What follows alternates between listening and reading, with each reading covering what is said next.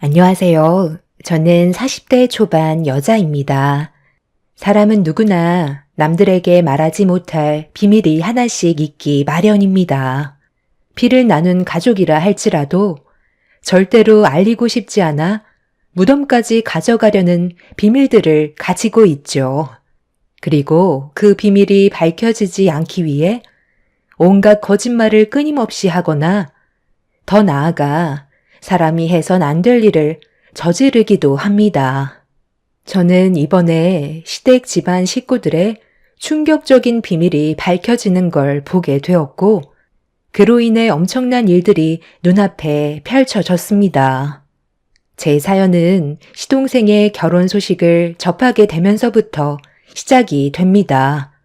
잘난 것 하나 없는 시동생이 갑자기 결혼을 하겠다고 통보를 했을 때 시댁 집안 식구들은 예상하지 못한 발표에 모두들 놀라고 말았어요. 저는 시동생과 결혼을 하겠다는 여자가 뭔 생각으로 결혼까지 생각하고 있는지 이해를 할 수가 없었죠. 어떤 여자인지도 모르는 상태였었지만 시동생이 살아온 세월을 보면 정말 형편없었거든요. 시부모님도 시동생의 철없는 행동에 두 손 두 발 전부 들 정도로 미래에 대한 계획이 전혀 없는 사람이었어요. 인생을 포기한 것 마냥 삶을 막 살아왔었던 시동생이 갑자기 결혼하고 싶은 여자가 생겼다고 하니 얼마나 당황스러웠었겠어요. 가족들은 과일을 먹고 있다가 목에 걸릴 정도로 다들 놀라게 되었었죠. 시부모님께서는 시동생의 말을 듣자마자 무시를 하셨어요. 너 지금 엄마한테 장난치는 거지? 세상 어느 여자가 능력도 없는 너 같은 남자랑 결혼을 하겠대? 돈도 쥐뿔도 없고 얼마 전에 6개월 정도 다니던 회사도 때려치운 상태면서 여자를 만날 시간은 있었나 봐. 결혼 발표가 아니라 결혼이 하고 싶은 생각만 있는 건 아니고 엄마가 그동안 너를 지켜봤지만 너는 결혼을 하면 안 되는 놈이다. 여자 인생 망치고 싶어서 결혼이라는 단어를 입에 함부로 놀리니? 너 지금 가지고 있는 재산이 얼마나 있는데? 냉전 한 푼 없는 거 아니야? 얼마 전에 맥주 한 캔 살 돈도 없어서 엄마한테 구걸하지 않았어? 쓸데없이 남의 귀한 딸 인생 끝내지 말고 너 앞가림이나 잘해라. 엄마는 아들한테 그게 할 말이에요? 결혼하면 철 든다잖아요. 저도 이제 제대로 된 삶을 좀 살아보고 싶어서 솔직하게 말씀드린 건데 어떻게 그런 식으로 얘기하세요? 저 이번에 그 사람이랑 결혼하면 정말 열심히 살 거라고요. 결혼 반대하실 일은 없으시겠지만 그 사람이 얼마나 대단한 사람인지 알면 다들 놀라실걸요? 그냥 변호사가 아니에요. 40억 재산을 가지고 있는 로펌 대표라고요. 대형 로펌은 아니고 얼마 되지 않은 소형 로펌 회사지만 대표라는 타이틀을 가지고 있다고요. 저 같은 놈이 그런 사람을 만난다는 건 두 번 다시 오지 않을 기회라니까요. 엄마는 인생 역전하고 싶지 않나 봐요. 그럼 결혼 얘기는 없던 걸로 할까요? 웬만하면 최대한 서두르는 게 좋을 것 같으니까 이번 주 주말에 잠깐 얼굴 보는 건 어때요? 그 사람이 워낙 바빠서 길게 시간을 내지 못하거든요. 다시 한번 말씀드리지만 개인 재산으로 40억 정도 있고 로펌 대표니까 정신들 똑바로 차리세요. 조금의 실수도 생기면 안 된다고요.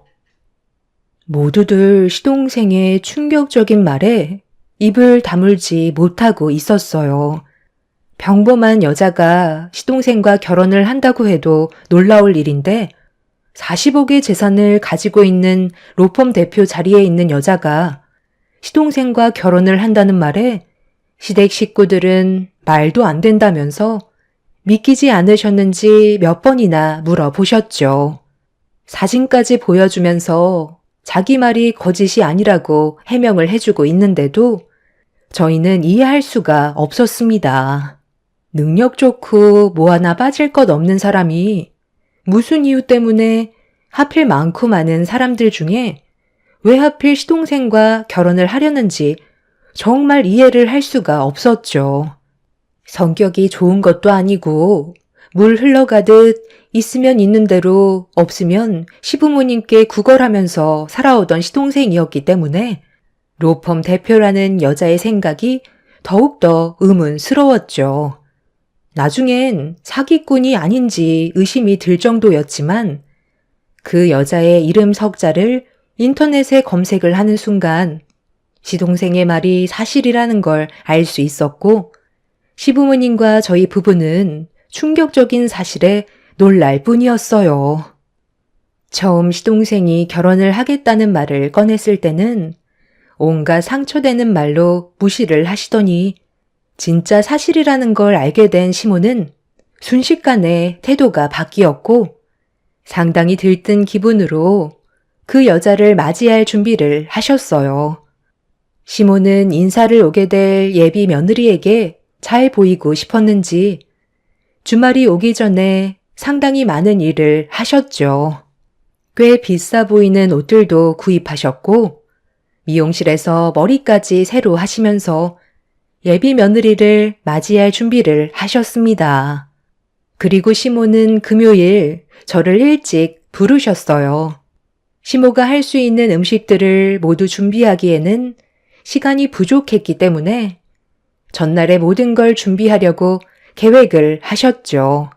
남편과 저는 퇴근하자마자 시댁에 도착해 시모가 시키는 걸 정신없이 준비했어요. 남편은 대청소를 했고 저는 시모 옆에서 힘들게 음식을 하고 있는데 시동생은 소파에 누워서 TV를 보고 있었습니다.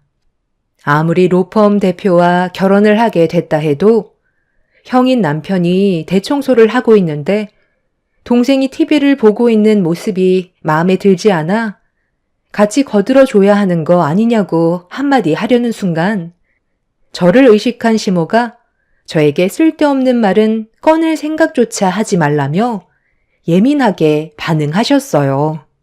한 성격 하시는 시모 때문에 남편도 눈치를 보면서 시키는 걸 묵묵히 도와주고 있었죠. 이번 기회를 놓치면 두 번은 없을 것 같다고 생각하셨는지 사소한 거 하나도 용납을 하지 않으셨어요. 너는 내가 방금 말했는데 그걸 까먹은 거야? 아니면 그냥 하기가 싫어서 대충 넘어가려는 거야? 이렇게 하지 말라고 몇 번이나 얘기했어? 음식 만들기 싫은 거니? 하나를 하더라도 똑바로 하라고 했잖아. 이게 우리가 먹는 음식이야? 예비 며느리가 먹게 될 음식인데 작은 거라도 정성을 들이라고 했잖아. 시간이 많은 것도 아닌데 왜 이렇게 속 터지게 음식을 만들고 있어? 다시 해라. 맛도 중요하지만 먼저 눈으로 보는 게 반 이상 먹고 들어간다고. 예비 며느리 인사 온다고 얼마나 많은 시간과 공을 들였는지 알아줘야 되지 않겠니? 네가 우리 집안 며느리로 들어온 지 10년이나 됐는데도 아직까지 내 성격을 모르는 거야? 아니면 로펌 대표 며느리가 들어온다고 하니까 셈이 나서 그러는 거니? 하는 꼴을 보니 일하고 싶지 않은 것 같은데 네가 이럴수록 나한테 욕만 얻어먹는다는 거 명심해라. 어머님, 저희 오늘 하루 종일 힘들게 일하고 퇴근하자마자 온 거예요. 쉬지도 못하고 왔으면 조금은 이해해 주셔야죠. 음식 만드는 게 쉬운 일은 아니잖아요.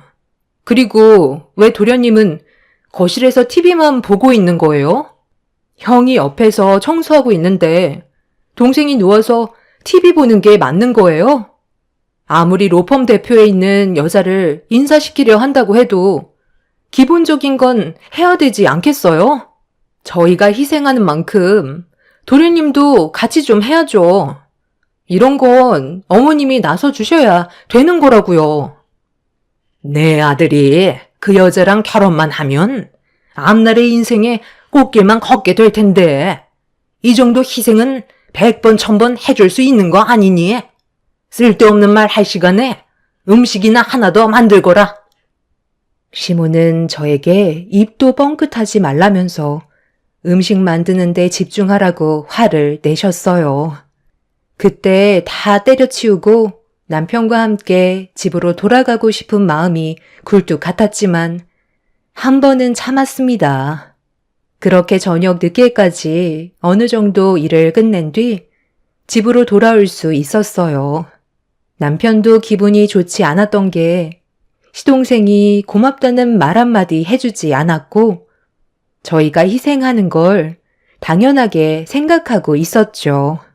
남편은 결혼을 못하게 되면 가만두지 않을 거라고 단단히 벼르고 있었어요. 남편은 쓰러지듯 잠이 들었고 저는 아이들을 씻기고 재운 다음 집안 정리를 끝낸 뒤 겨우 누울 수가 있었어요. 그리고 다음날 아침 일찍 다시 시댁으로 향했고 시간이 많지 않아서 그런지 시모는 바쁘게 움직이셨어요. 저 또한 시키는 걸 처리하느라 발이 보이지 않을 정도로 정신없이 돌아다녔습니다. 시댁 집안이 부유한 것도 아니고 지극히 평범한 일반 가정이기 때문에 로펌 대표라는 어마어마한 타이틀을 가지고 있는 여자가 며느리로 들어온다는 건 엄청난 일이었죠. 그렇게 약속한 시간이 되고 잠시 뒤 처음으로 예비 동서와 얼굴을 마주하면서 인사를 나눌 수 있었어요. 확실히 저희와 다른 물에 살아서 그런지 몸에서 풍기는 아우라가 달랐습니다. 그리고 머리부터 발끝까지 온갖 명품이 몸을 감싸고 있었어요. 저는 시댁에 처음 인사 올 때 시부모님을 뵙자마자 깍듯하게 인사를 몇 번씩이나 했었는데 예비동서는 시부모님께 간단하게 인사를 드리곤 집안을 둘러보고 있었습니다. 시부모님은 예비동서의 분위기에 압도당해 말까지 더듬고 있었어요. 시모는 떨리는 목소리로 음식이 식기 전에 한 숟갈 뜨자며 자리로 안내했습니다. 도련님은 예비동서가 될 여자의 가방을 대신 들어주면서 왕을 모시듯 눈치를 보면서 주방으로 데리고 갔어요. 같은 사람인데 얼마나 능력이 다르냐에 따라 대하는 태도까지 달라지는 모습에 어이가 없었습니다. 그렇게 모두가 한자리에 앉아 로펌 대표의 예비동서를 뚫어지게 쳐다만 보고 있었어요. 무슨 말부터 해야 될지 몰라 모두들 얼어버린 상태였었죠. 식사들 안 하세요? 저 온다고 이렇게 많은 음식들을 준비하신 거예요? 음식 하나하나에 정성이 들어간 것 같아 먹기가 아까울 정도예요. 내 아들과 결혼하게 될 예비 며느리인데 이 정도는 당연히 신경을 써야죠. 아무래도 어려운 자리다 보니까 식사를 하는데 많이 불편할 텐데 천천히 들어요. 네, 말 편하게 하세요. 그래야 분위기가 어색하지가 않죠. 좋은 음식 앞에 놔두고 어려운 분위기에서 식사하고 싶지는 않아요. 이렇게 많은 음식을 준비하시려면 전날부터 고생하셨겠어요. 저한테 궁금한 게 많으실 텐데 뭐든 물어보셔도 돼요. 승철 씨가 저를 워낙 잘 챙겨주고 자상한 면이 많아서 연인 사이까지 발전할 수 있었어요. 특별하게 안 보셔도 돼요. 저희도 다른 연인들처럼 만나면 영화 보고 간단하게 저녁 먹고 헤어지는 정도였어요. 제가 워낙 시간이 없어서 자주 얼굴을 볼 수 없는데도 그런 저를 이해해줘서 괜찮은 사람이라는 걸 알 수 있었죠.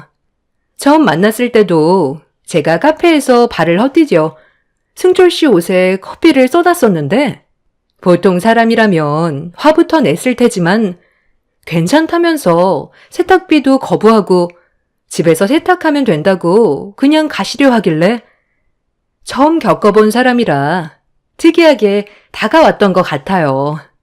그동안 사람을 많이 만나봤지만 돌발 상황에 침착하게 대처하는 사람은 거의 없었거든요. 그런데 저를 보면서 웃어주는 모습에 마음이 넓은 사람인 걸 알았어요.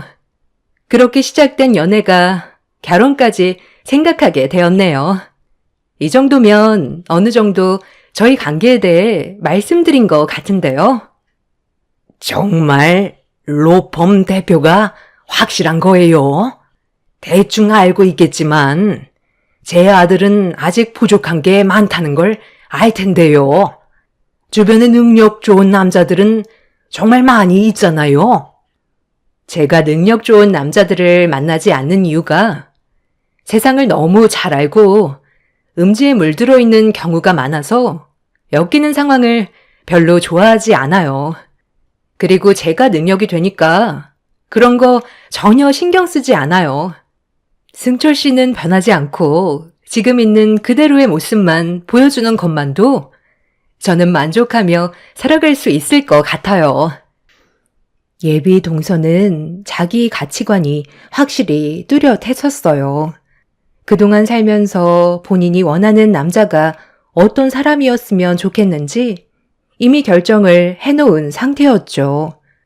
그리고 시동생이 예비 동서의 눈에는 괜찮은 남자로 들어왔던 거고, 그렇게 연인으로 발전이 된 거였습니다. 모두들 예비 동서의 말에 신기하게 쳐다보고 있었고, 대화는 점점 무르익어 가고 있었죠. 시몬은 정말 결혼할 생각을 가지고 있냐며 몇 번이나 되물었고, 예비 동서의 결정은 확고했어요. 시몬은 갑자기 어디까지 진도가 나갔냐면서 둘의 관계가 얼마나 진행이 됐는지 물어보셨어요. 시동생은 뭘 그런 걸 알아보려 하냐고 얼굴이 붉어져서는 당황해하고 있었죠. 예비 동서는 곧바로 손까지 잡아봤다면서 혼전 순결을 상당히 중요하게 생각하고 있었어요. 시몬은 예비 동서의 한마디에 많이 놀랐는지 표정을 감추지 못하고 있었습니다. 적지 않은 나이인데도 순결을 지킨다는 건 쉽지 않았을 텐데 예비 동서의 확실한 자기 관리에 시몬은 완전히 빠져있는 상태였어요. 요즘 시대에 혼전 순결을 지키는 여자가 드물다는 걸 알기 때문에 가족 모두 놀란 상태였죠. 예비 동서는 시간을 보더니 중요한 약속이 있어서 그만 일어나 봐야 할 것 같다며 시부모님께 인사를 드렸고 그렇게 서둘러 나가게 된 예비 동서의 뒷모습을 바라보던 시몬은 잠시 뒤 동네가 떠나갈 정도로 소리를 지르셨어요. 시동생이 정말 큰 거 하나 물어왔다면서 앞으로 돈반석에 앉을 일만 남았다고 기뻐 날뛰고 계셨죠. 그때 느꼈던 게 세상은 정말 가지각색의 사람들이 많다는 걸 알았어요. 그리고 인생의 변화가 갑자기 찾아온다는 것도 알 수 있었죠.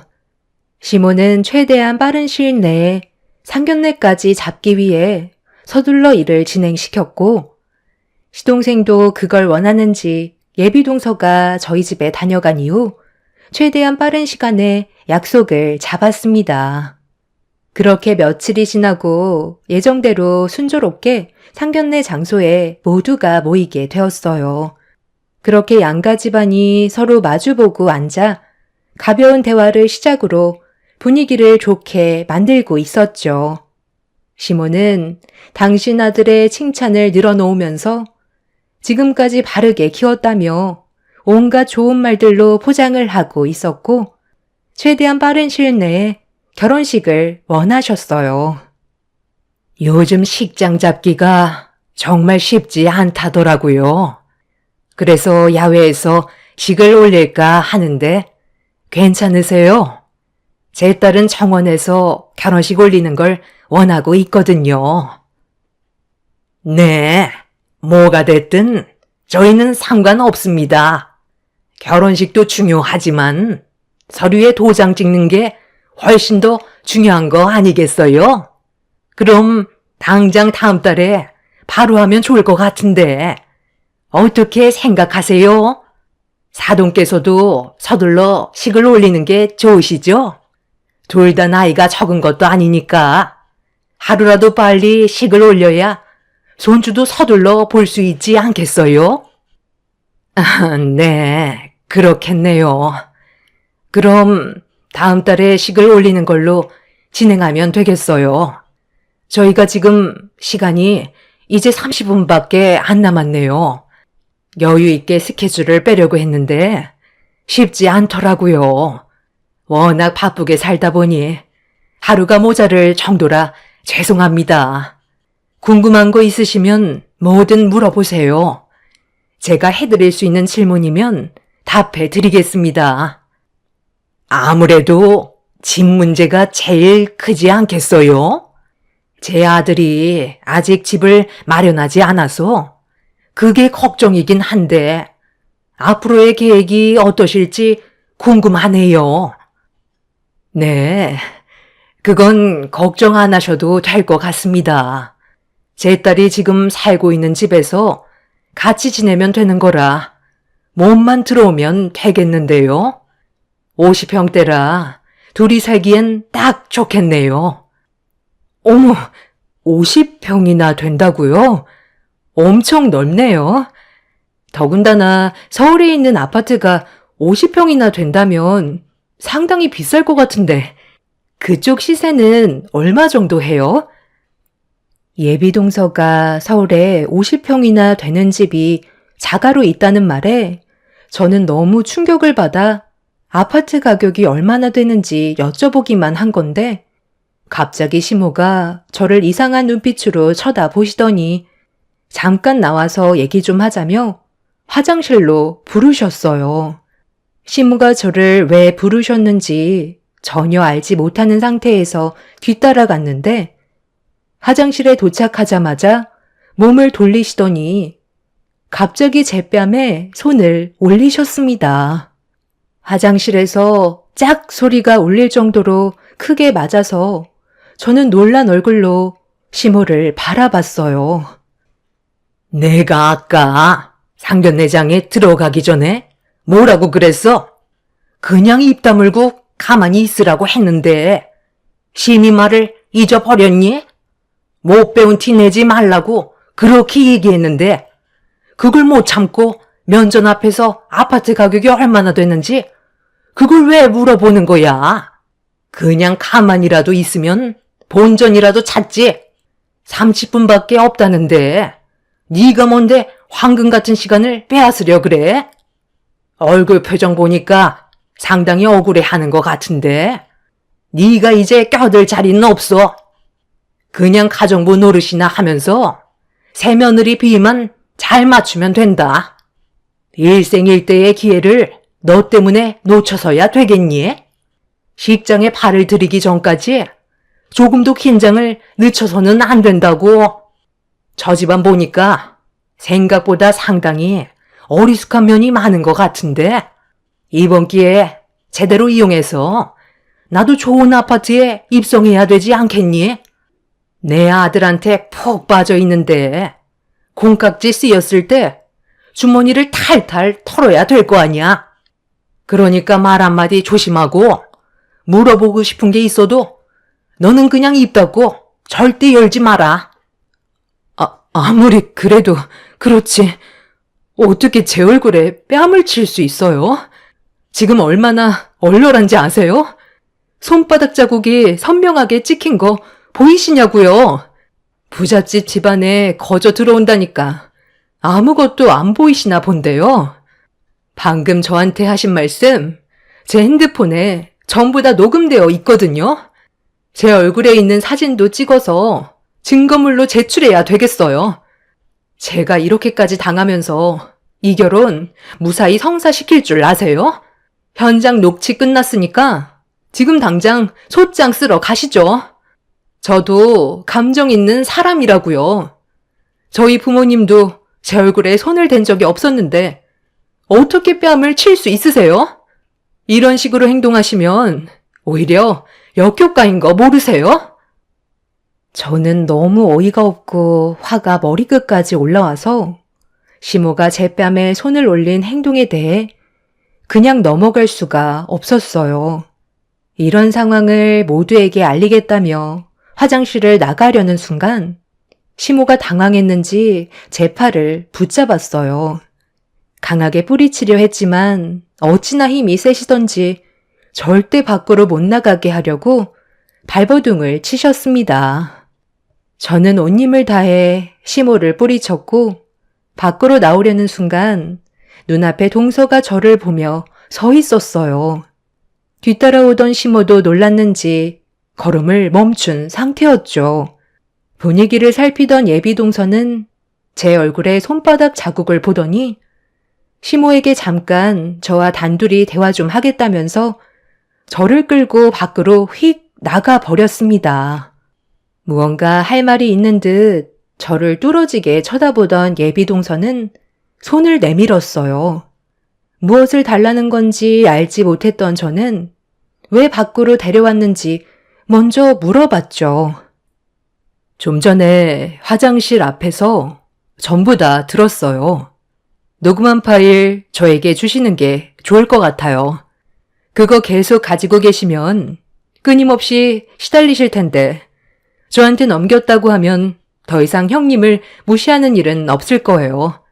그러니까 녹음된 파일은 저한테 먼저 주세요. 지금 당장은 아니지만 차후에 도움이 되어 드릴 수 있어요. 도대체 이런 집안에 왜 며느리로 들어오려는 거죠? 밖에서 다 들었다면서요. 저 사람들 전부 돈 보고 접근하는 거라고요. 배울 만큼 배운 사람이 그런 것도 몰라요? 알고 있어요. 저 로펌 회사 대표예요. 이 정도는 저도 충분히 알고 있죠. 제가 이렇게까지 하는 건 다른 목적이 있어서 그래요. 저 믿어주실 거죠? 예비 동서는 지금까지 봐왔던 부드러운 눈빛과는 전혀 다른 모습을 보여주고 있었어요. 제가 알지 못하던 계획을 꾸미고 있다는 걸 알 수 있었고, 저는 그런 예비 동서의 행동에 믿음이 가서 시모와 나누었던 대화 내용과 제 얼굴에 손을 올려 빨갛게 달아올라 찍힌 손바닥 자국의 사진을 넘겨줬어요. 그리고 동서는 저에게 걱정하지 말라는 한마디를 꺼낸 뒤 다시 상견례 자리로 돌아갔습니다.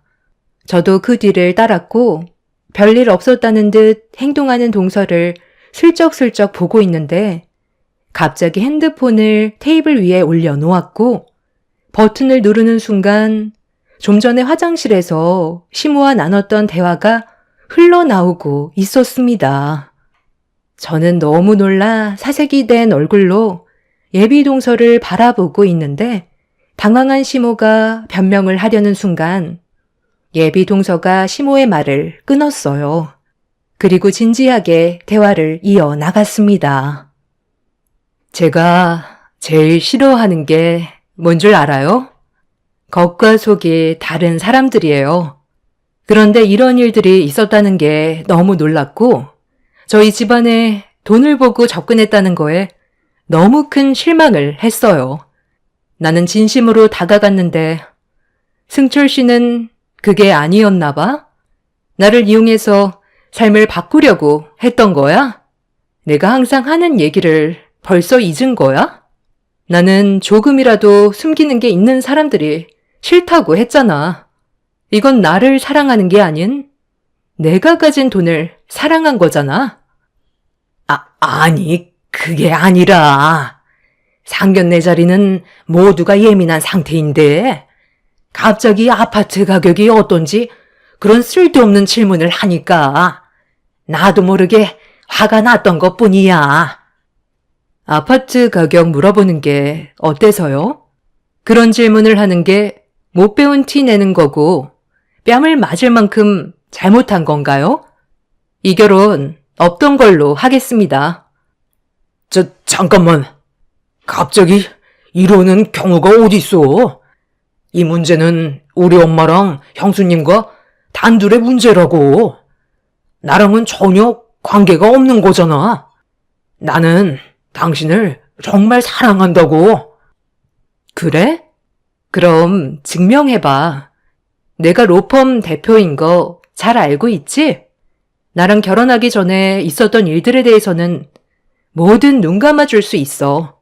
하지만 결혼하고 나서 내가 모르고 있던 일들이 나타난다면 나는 당신뿐만 아니라 당신 집안 전체를 무너뜨리게 할 수도 있다고. 내가 그 정도 능력이 있는 걸 알고 있을 텐데. 갑자기 왜 이런 질문을 하는지 승철 씨는 알고 있잖아. 마지막으로 기회를 주는 거야. 결혼하기 전부터 찝찝한 건 너무 싫거든.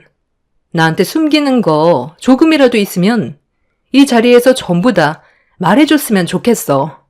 나를 진심으로 사랑한다면 그렇게 해줄 수 있는 거잖아. 이미 뒷조사도 끝난 상태인데 승철 씨 입으로 직접 말하길 원했었어. 그런데 나한테 끝까지 말을 하지 않으려는 당신을 내가 어떻게 평생 믿고 살아갈 수가 있겠어. 기회는 한 번뿐이라는 거 명심해. 인생이 걸린 문제라고. 알았으니까 일단 진정 좀 해봐. 나도 잘 기억은 나지 않는데 당신한테 말하지 않았던 게 있어. 작년에 밤길 운전을 하다가 뺑소니를 쳤는데 그때 당시 나는 술을 많이 먹은 상태였고 사람을 둘이나 쳐서 너무 두려운 나머지 도망쳤었거든. 그쪽 근처에 공원이 있긴 한데 외진 곳이라 사람들이 잘 안 다니거든. 공원으로 가는 지름길인데 CCTV도 없고 어두워서 그 길을 꺼려하는 사람들이 많아. 그런데 하필 그곳에서 사고가 난 거야.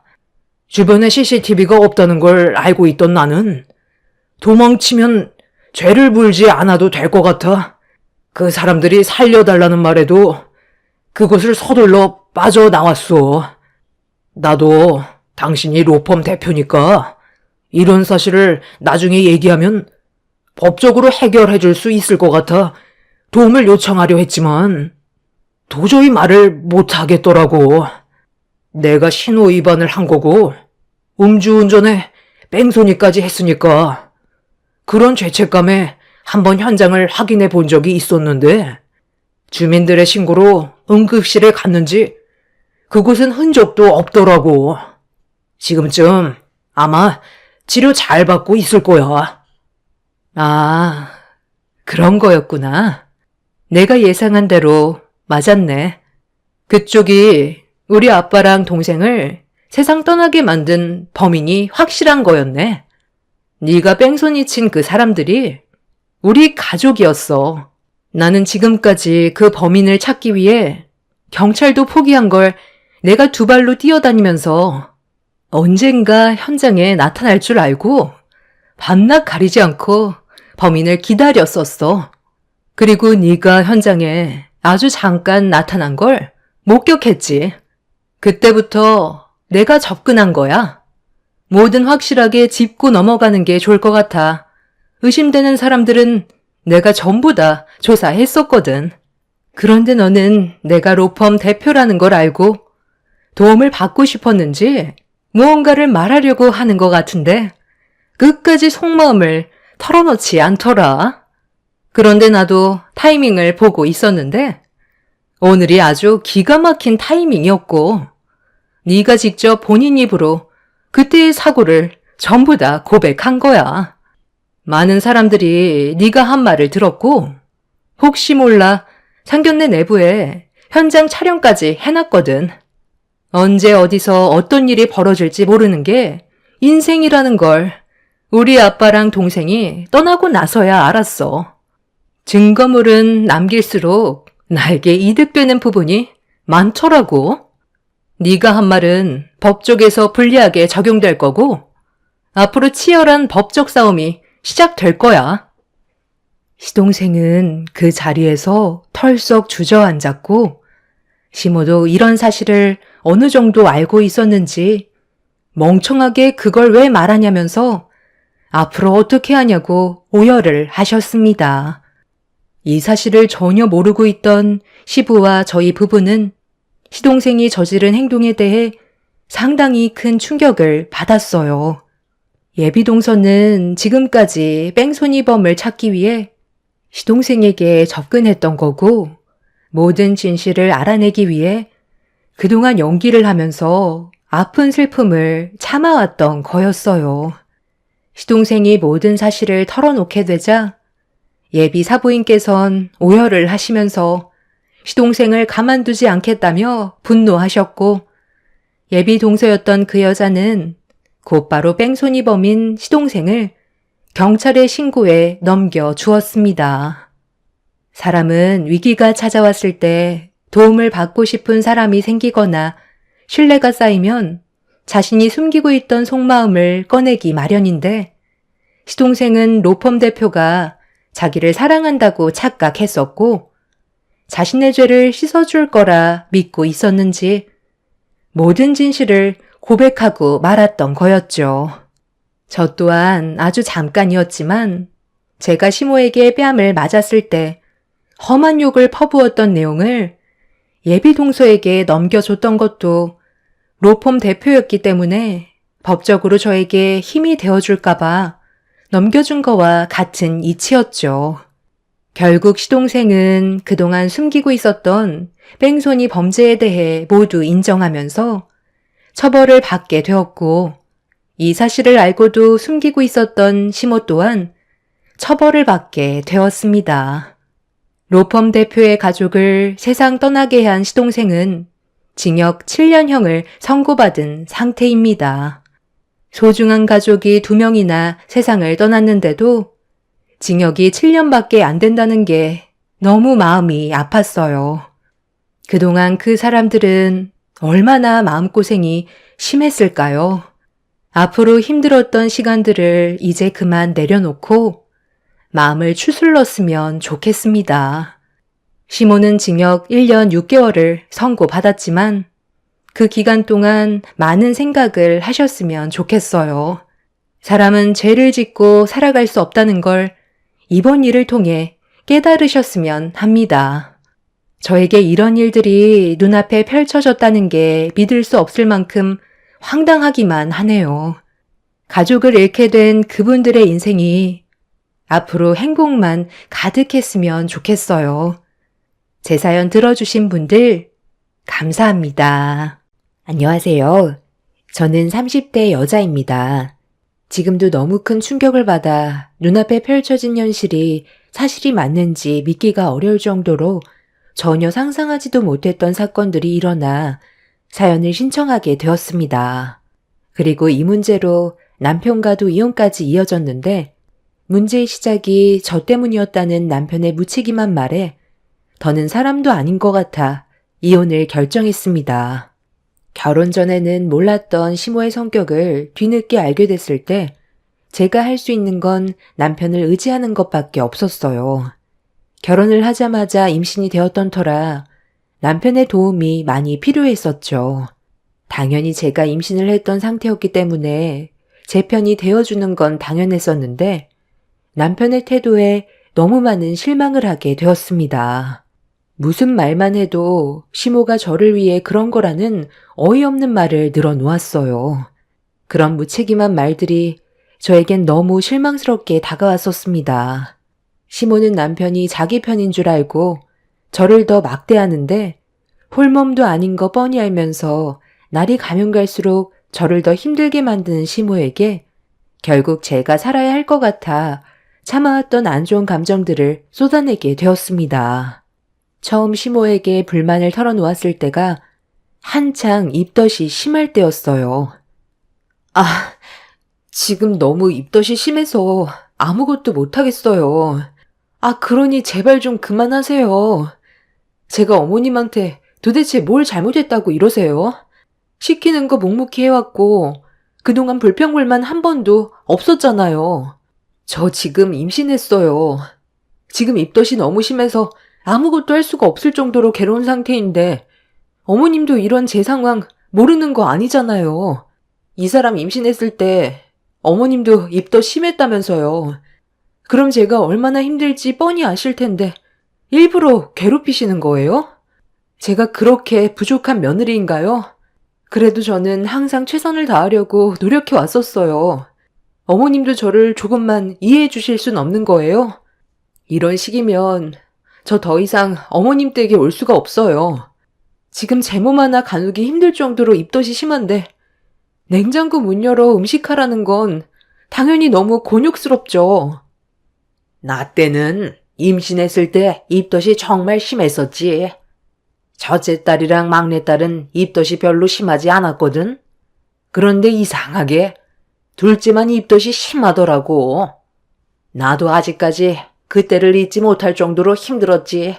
그런데 나는 그래도 입덧해 가면서 음식하고 시어머니가 시키는 거 뭐든 다 했었어. 요즘 애들은 조금만 힘들어도 물러 터져서는 꾀를 부리는데 절대로 유산 같은 거 안 되니까 걱정 안 해도 된다.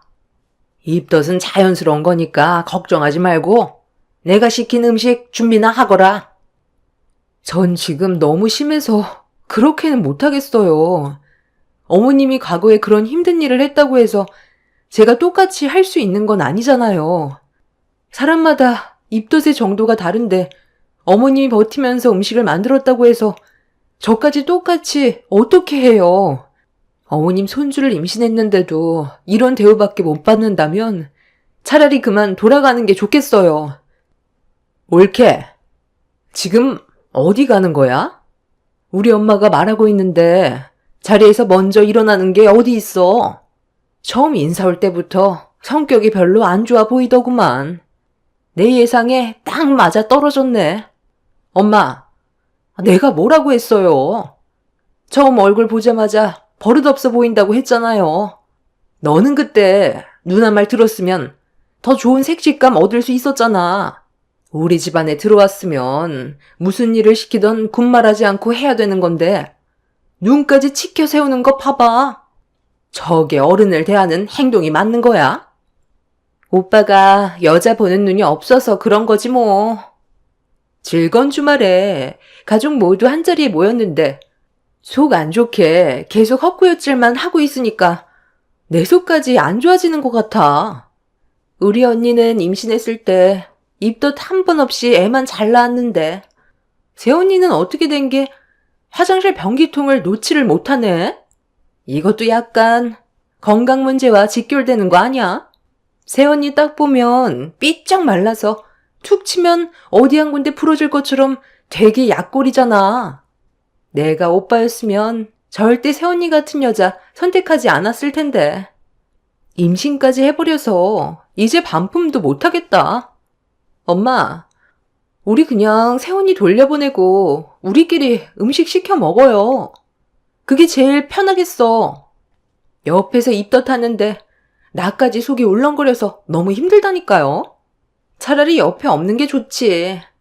새언니가 음식을 그렇게 잘하는 편도 아니잖아요. 당신은 그 입덧 좀 참으면 안 돼?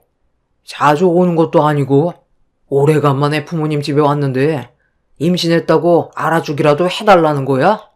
집에서는 별로 하지도 않던 입덧을 왜 우리 부모님 집에선 쉬지 않고 하는 건데? 당신 지금 하는 행동을 보잖아? 꼭 음식하기 싫어서 일부러 꾀부리는 사람처럼 보인다고. 아, 제발 적당히 좀 해. 됐다. 제가 왜 저렇게까지 하겠니?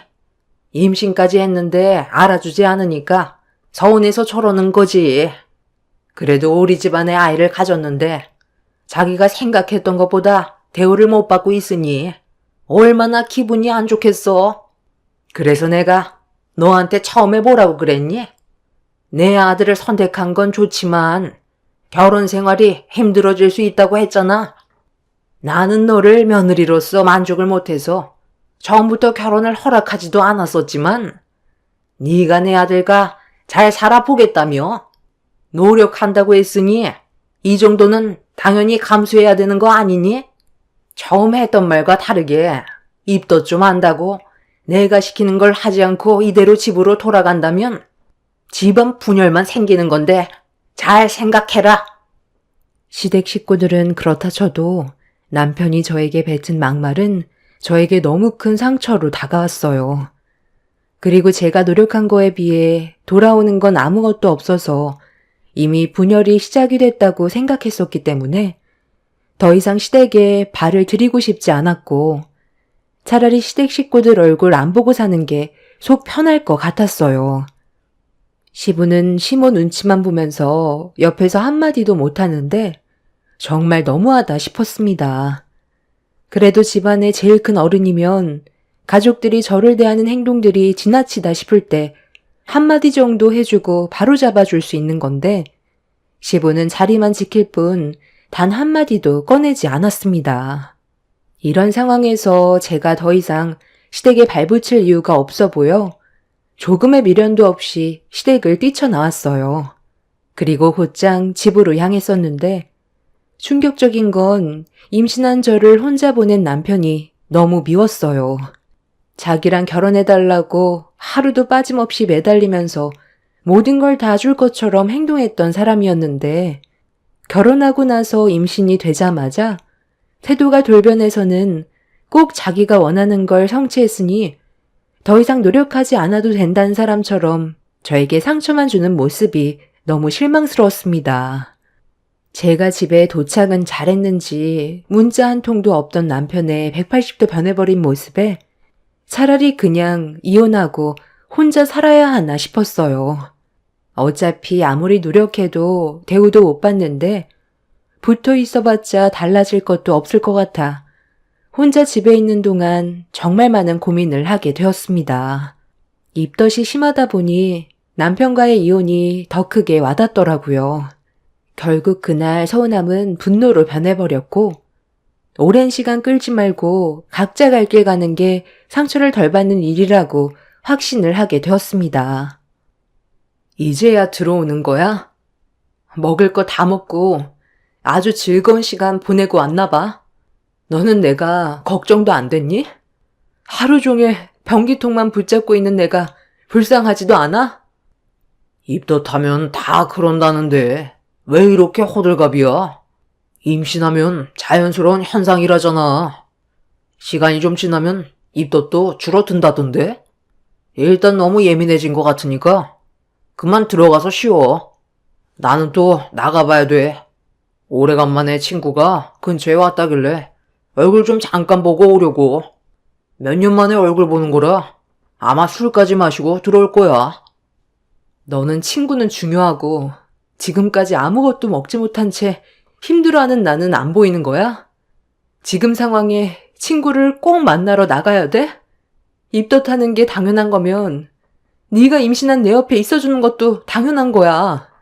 뱃속에 있는 아이가 나 혼자 만들었어? 너한테도 책임이 있는 거잖아. 왜 나만 고생을 해야 되고 이런 대우를 받아야 되는 건데? 이럴 거였으면 나랑 왜 결혼했어? 전에 나한테 뭐라고 했는지 기억 안 나? 모든 걸 다 내어줄 정도로 잘하겠다고 했었잖아. 그건 그때고 지금은 결혼까지 했는데 굳이 그렇게 할 필요 없잖아. 어차피 잡아놓은 물고기나 다름없는데 노력할 필요가 뭐가 있어? 남편은 약속이 늦었다면서 저와 더 이상의 대화를 이어나가지 않고 옷만 갈아입고 급하게 밖으로 나가버렸어요. 제가 나가는 순간 이혼이라고 했는데도 남편은 콧방귀도 안 끼고 제 말은 아예 듣지도 않았습니다. 잡아놓은 물고기니까 노력할 필요가 없다는 말에 너무 화가 치밀어 올랐고 눈물이 왈칵 쏟아져 내렸네요. 뱃속에 있는 아이한테는 미안하지만 남편한테 이런 취급받아가면서 더 이상 부부 생활을 이어나가고 싶지 않아 이혼을 결심했고 다음날까지 들어오지 않은 남편을 보고 더욱더 확고하게 마음먹을 수 있었습니다. 그렇게 다음날 좋지 않은 몸으로 이혼 서류를 준비한 뒤에 짐을 싼 뒤 친정집으로 향했어요. 혼자 생활하시던 엄마는 갑자기 제가 찾아오자 많이 놀라셨는지 남편과 무슨 일 생겼냐며 걱정을 하셨습니다. 어차피 이혼을 결심했기 때문에 숨길 필요 없다고 생각해 제가 그동안 힘들었던 점에 대해 전부 다 털어놨어요. 엄마는 제 말을 심각하게 들으시더니 시댁 식구들의 행동들을 이해할 수가 없다며 얼굴을 붉혔습니다. 그렇게 엄마와 한참 동안 대화를 주고받고 있었는데 남편한테 전화가 왔어요. 집에 있는 이혼 서류를 본 듯했고 제가 전화를 받자마자 테이블 위에 올려져 있는 서류에 대해 물어보기 시작했습니다. 저는 더 이상 같이 살고 싶지 않다면서 법정에서 보자는 말 한마디 하고 끊으려는데 엄마가 갑자기 전화 좀 바꿔달라면서 제 핸드폰을 뺏었습니다. 엄마는 화가 많이 났는지 이게 뭐 하는 짓이냐며 당장 처가로 달려오라고 소리를 질렀어요. 엄마는 정신 상태가 썩어 빠진 남편을 절대로 용서하고 싶지 않다면서 화를 가라앉히지 못하고 있었습니다. 그렇게 몇 시간 뒤 남편이 초인종을 눌렀어요. 인터폰에 비친 남편의 얼굴을 바라보던 엄마는 정신 상태가 썩어 빠진 사람은 몽둥이가 약이라면서 집에 있던 야구 방망이를 꺼내 들었습니다. 엄마는 아빠가 병으로 돌아가신 뒤 혼자 사시는 동안 혹시라도 도둑이 들어오기라도 할까봐 무서우셨는지 야구 방망이를 구입해 놓은 적이 있었어요. 도둑이 들어오면 쓰려고 구입해 두었던 야구 방망이를 남편한테 사용할 거라곤 엄마도 상상도 하지 못했는지 어이없는 표정을 지으며 현관문을 열어주었네요. 아, 장모님. 위험하게 갑자기 야구 방망이를 휘두르면 어떡해요? 저는 크게 잘못한 게 없다고요. 저 사람이 저희 부모님 집에서 버릇없이 뛰쳐나와 문제가 생긴 거라니까요. 자네가 처음에 우리 집에 인사 왔을 때 내가 뭐라고 그랬나? 우리 딸 얼굴에서 눈물을 흘리게 하면 가만두지 않겠다고 분명 경고했었지? 살다 보면 여러 가지 일들로 서로 다툴 수도 있는 거죠. 어떻게 매번 똑같은 감정으로 이 사람을 대할 수 있겠어요? 저도 이 사람이 임신하고 나서 감정 기복이 너무 심하다 보니까 수습이 안 될 정도로 많이 힘든 게 사실이에요. 임신한 게 대단한 건 아니잖아요. 결혼하면 누구나 겪는 문제인데 이 사람은 솔직히 너무 과해요. 오버하는 경우가 있어서 얼굴이 일그러질 정도였다고요. 이번에도 저희 부모님 집에 갔을 때 엄마가 음식 좀 하라고 재료 준비 다 해놨는데 입도 핑계대면서 집안 분위기 전부 다 망쳤다니까요. 그거 좀 참으면 되지. 얼마나 힘든 일 시킨다고 식구들 보는 앞에서 비이상하게 오바이트 하면 되겠어요? 자네 지금 그걸 말이라고 하는 거야? 내 딸 뱃속에 있는 아이가 남의 자식이야? 자네 피가 섞인 자식을 임신했고 입덧으로 고생하고 있으면 당연히 옆에서 내 딸을 살펴줘야 되는 게 맞는 거 아니야? 누구나 다 겪는 거라고 해서 무관심하면 되겠나?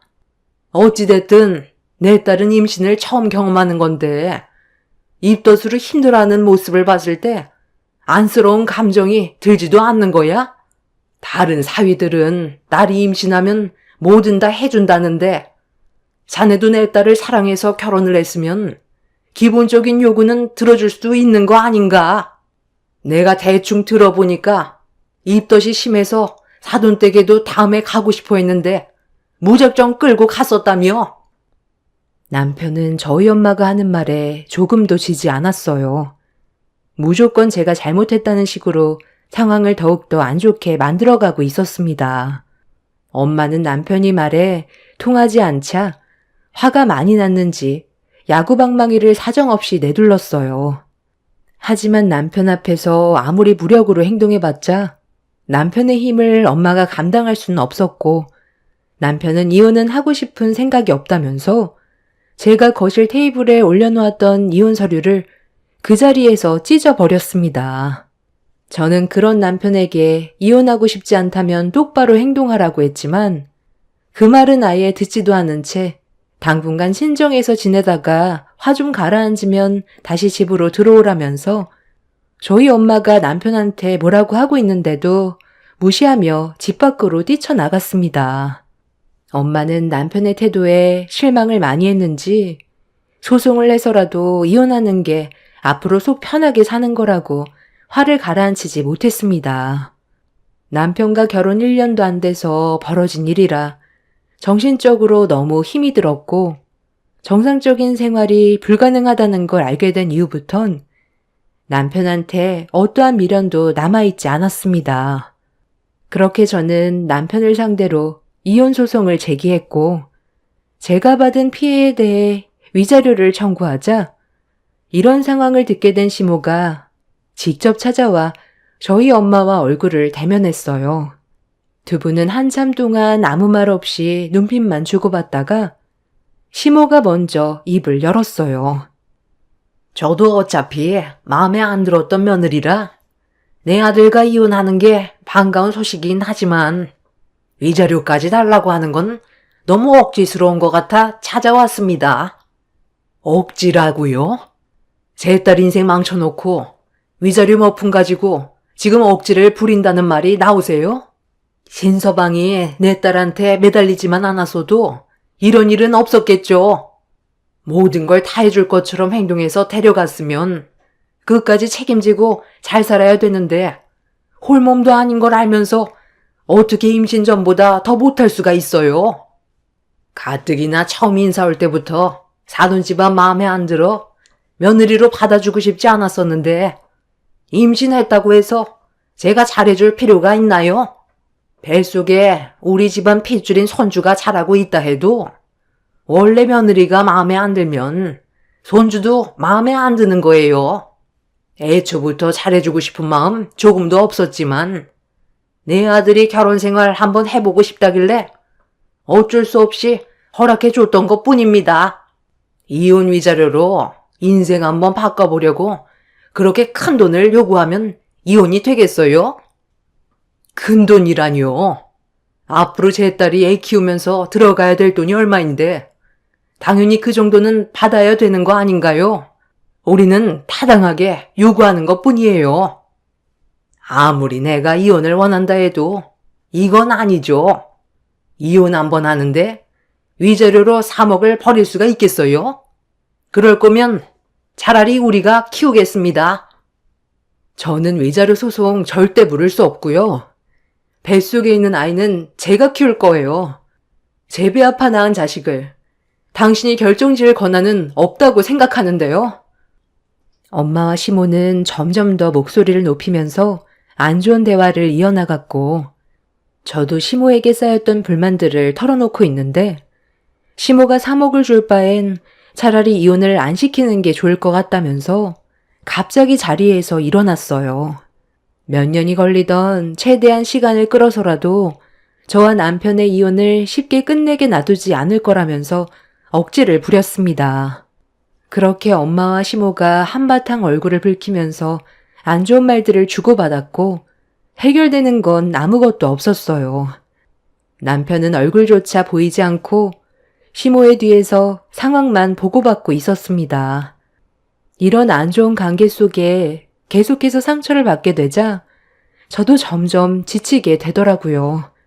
임신을 해서 그런지 처음 겪어보는 몸의 변화에 적응이 되지도 않고 있는데 거기에 더해 입덧까지 하면서 남편과 이혼 문제로 스트레스를 받고 있으니 몸이 말이 아니었습니다.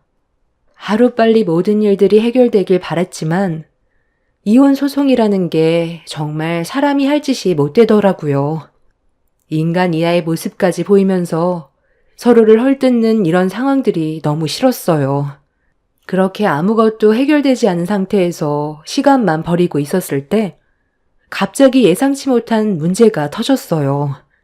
식당을 운영하시던 엄마가 갑자기 쓰러지셔서 병원에 입원 중에 있다는 충격적인 말을 듣게 되었고 그 말을 듣게 된 저는 임신한 몸으로 급하게 병원을 찾아갔는데 엄마는 상당히 위급한 상태였어요. 쓰러지시면서 후두부에 머리를 부딪혀 뇌출혈이 왔고 의식이 없는 심각한 상황이었습니다. 갑작스럽게 일어난 돌발 상황이라 뭐가 어떻게 된 건지 전혀 알 수가 없었어요. 제일 먼저 신고하신 손님이 한 말은 저녁 식사를 하려고 식당 문을 열었는데 엄마가 쓰러져 있었고 바닥에는 이미 출혈이 있었다는 충격적인 말을 들을 수 있었습니다. 어떤 일이 벌어졌는지 알 수 있는 건 식당을 녹화하고 있는 CCTV인데 언제부터였는지 CCTV는 고장이 나 있는 상태였어요. 경찰들 말로는 엄마가 연세도 있으셔서 과로로 쓰러진 것 같다며 식당에 문제될 만한 건 보이지 않는다고 더 이상의 조사는 의미가 없다는 말로 상황을 마무리 지었습니다. 결국 무슨 이유 때문에 쓰러졌는지 전혀 알지 못한 상태에서 수술이 끝난 엄마가 깨어나길 바라고 있는데 시간이 지나도 엄마의 몸 상태는 조금도 나아지지가 않았어요. 의사는 엄마가 뇌출혈로 쓰러졌을 때 뇌에 출혈이 동반되었고 뇌압이 급격하게 상승해서 뇌에 손상이 입게 된 것 같다며 회복을 할 수 있을지도 모르는 상황과 만약에 깨어난다 해도 후유증으로 인한 정상적인 생활은 불가능할지도 모른다는 절망적인 진단을 했습니다. 뇌는 한번 손상이 가해지면 회복할 수 없다는 말이 저에게는 제일 큰 충격이었어요. 의사는 뇌를 감싸고 있는 출혈이 전부 없어진 뒤에 경과를 지켜보는 게 좋을 것 같다며 희망적인 말은 단 한마디도 해주지 않았습니다. 기적을 바라기에는 엄마의 상태가 너무 안 좋았는지 더 이상의 말은 해주지 않았습니다. 그리고 이런 상황을 시댁 식구들도 전부 다 알게 되었고 식물인간으로 쓰러져 있는 엄마를 확인한 이후부터 시댁 식구들은 저를 더 함부로 대했어요. 거침없는 막말과 함께 위자료는 줄 수 없다면서 바로 더 험한 꼴 보기 전에 이혼해야 될 거라며 힘들어하는 저에게 조금의 위로도 해주지 않았습니다. 바라지도 않았지만 그래도 남편만큼은 저를 사랑했었기 때문에 어느 정도 감정이 있을 줄 알았는데 그건 제 착각이었습니다. 그러니까 마음을 곱게 써야지. 돈에 눈이 멀어 이런 문제가 생긴 거잖아. 처음부터 그냥 좋게 이혼했으면 장모님도 이렇게까지 되지 않았겠지. 네가 모든 걸 자초한 거야. 식당 일도 바쁜데 우리 이혼 문제 때문에 너를 도와주겠다고 신경 쓰다가 가로로 쓰러진 거 아니야. 넘어진 도중에 테이블에 머리를 부딪혔다며? 사람 일은 아무도 모른다더니 장모님이 이렇게까지 될 거라고 누가 알았겠어? 엄청 건강한 분이셨잖아. 이래서 나이는 못 속인다는 거야. 어찌됐든 이혼 위자료 3억은 절대로 못 주니까 우리가 제시한 대로 1억만 가지고 더 이상 우리 집에 얼씬거리지도 마. 우리 엄마가 그러는데 새 출발할 때 아이 문제가 있으면 힘들다고 그랬거든. 그러니까 얘는 내 앞으로 시를 생각하지 마. 진짜 포기하면 너는 더 좋잖아? 괜히 임신한 몸으로 문제 일으켜서 유산까지 되지 말고 그냥 우리가 하자는 대로 하면 되는 거야. 내 말 무슨 뜻인지 알지? 엄마, 대충 알아먹은 것 같으니까 이제 그만 들어가 봐도 되겠어요. 우리 집안과 애초부터 맞지 않았기 때문에 이런 일이 생긴 거지. 머리 숙이고 기어도 시원찮을 파네. 얼굴을 치켜 세우고 우리 엄마한테 대들어서 이런 꼴을 당한 거야. 올케가 감당해야 될 문제니까 어쩌겠어. 현실을 받아들이고 살아야지. 그럼 이제야 지긋지긋한 이혼 끝낼 수 있는 거니? 정말 징하다 징해. 다음부터 오빠는 엄마가 데려온 여자랑 살림 차려. 괜히 고집 부려서 얼마나 힘들었어. 엄마 말 들으면 자다가도 떡 하나 더 생긴다는 거 몰라? 아유, 입 아프게 그만들 해라. 어차피 우리가 이긴 싸움이고 달라지는 건 아무것도 없다. 너는 내 말대로 더 이상 시간 끌지 말고 여기에서 끝내는 걸로 해라. 엄마가 누워있는 병실 앞에서 끝까지 막말을 뱉어댄 그 인간들을 원하는 대로 하게 놔두고 싶지 않았어요. 이 모든 게 시댁 식구들 때문에 벌어진 일이고 책임감 없는 남편 때문에 심각해진 상황인데 순순히 이혼해주고 끝내고 싶지 않았습니다. 그래서 그 사람들을 노려보며 갈 때까지 갈 거라고 소리치며 병실 밖으로 내쫓아 버렸어요. 그렇게 서로 막말을 주고받은 뒤 그 인간들은 병원 관계자분들에 의해 내쫓겼고 이혼 소송은 그대로 이어졌습니다. 그 후로 힘든 시간들을 보내고 있었는데 어느 날 집에 볼 일이 있어 잠깐 들렸다가 배가 급격하게 아파지기 시작했어요. 이유를 알지 못했던 상태에서 하혈까지 하길래 뭔가 심각하다는 걸 느끼게 되었고 떨리는 손으로 119에 전화를 걸어 도움을 요청하는 순간 아랫배가 빠질 정도로 엄청난 고통이 동반되어 왔습니다.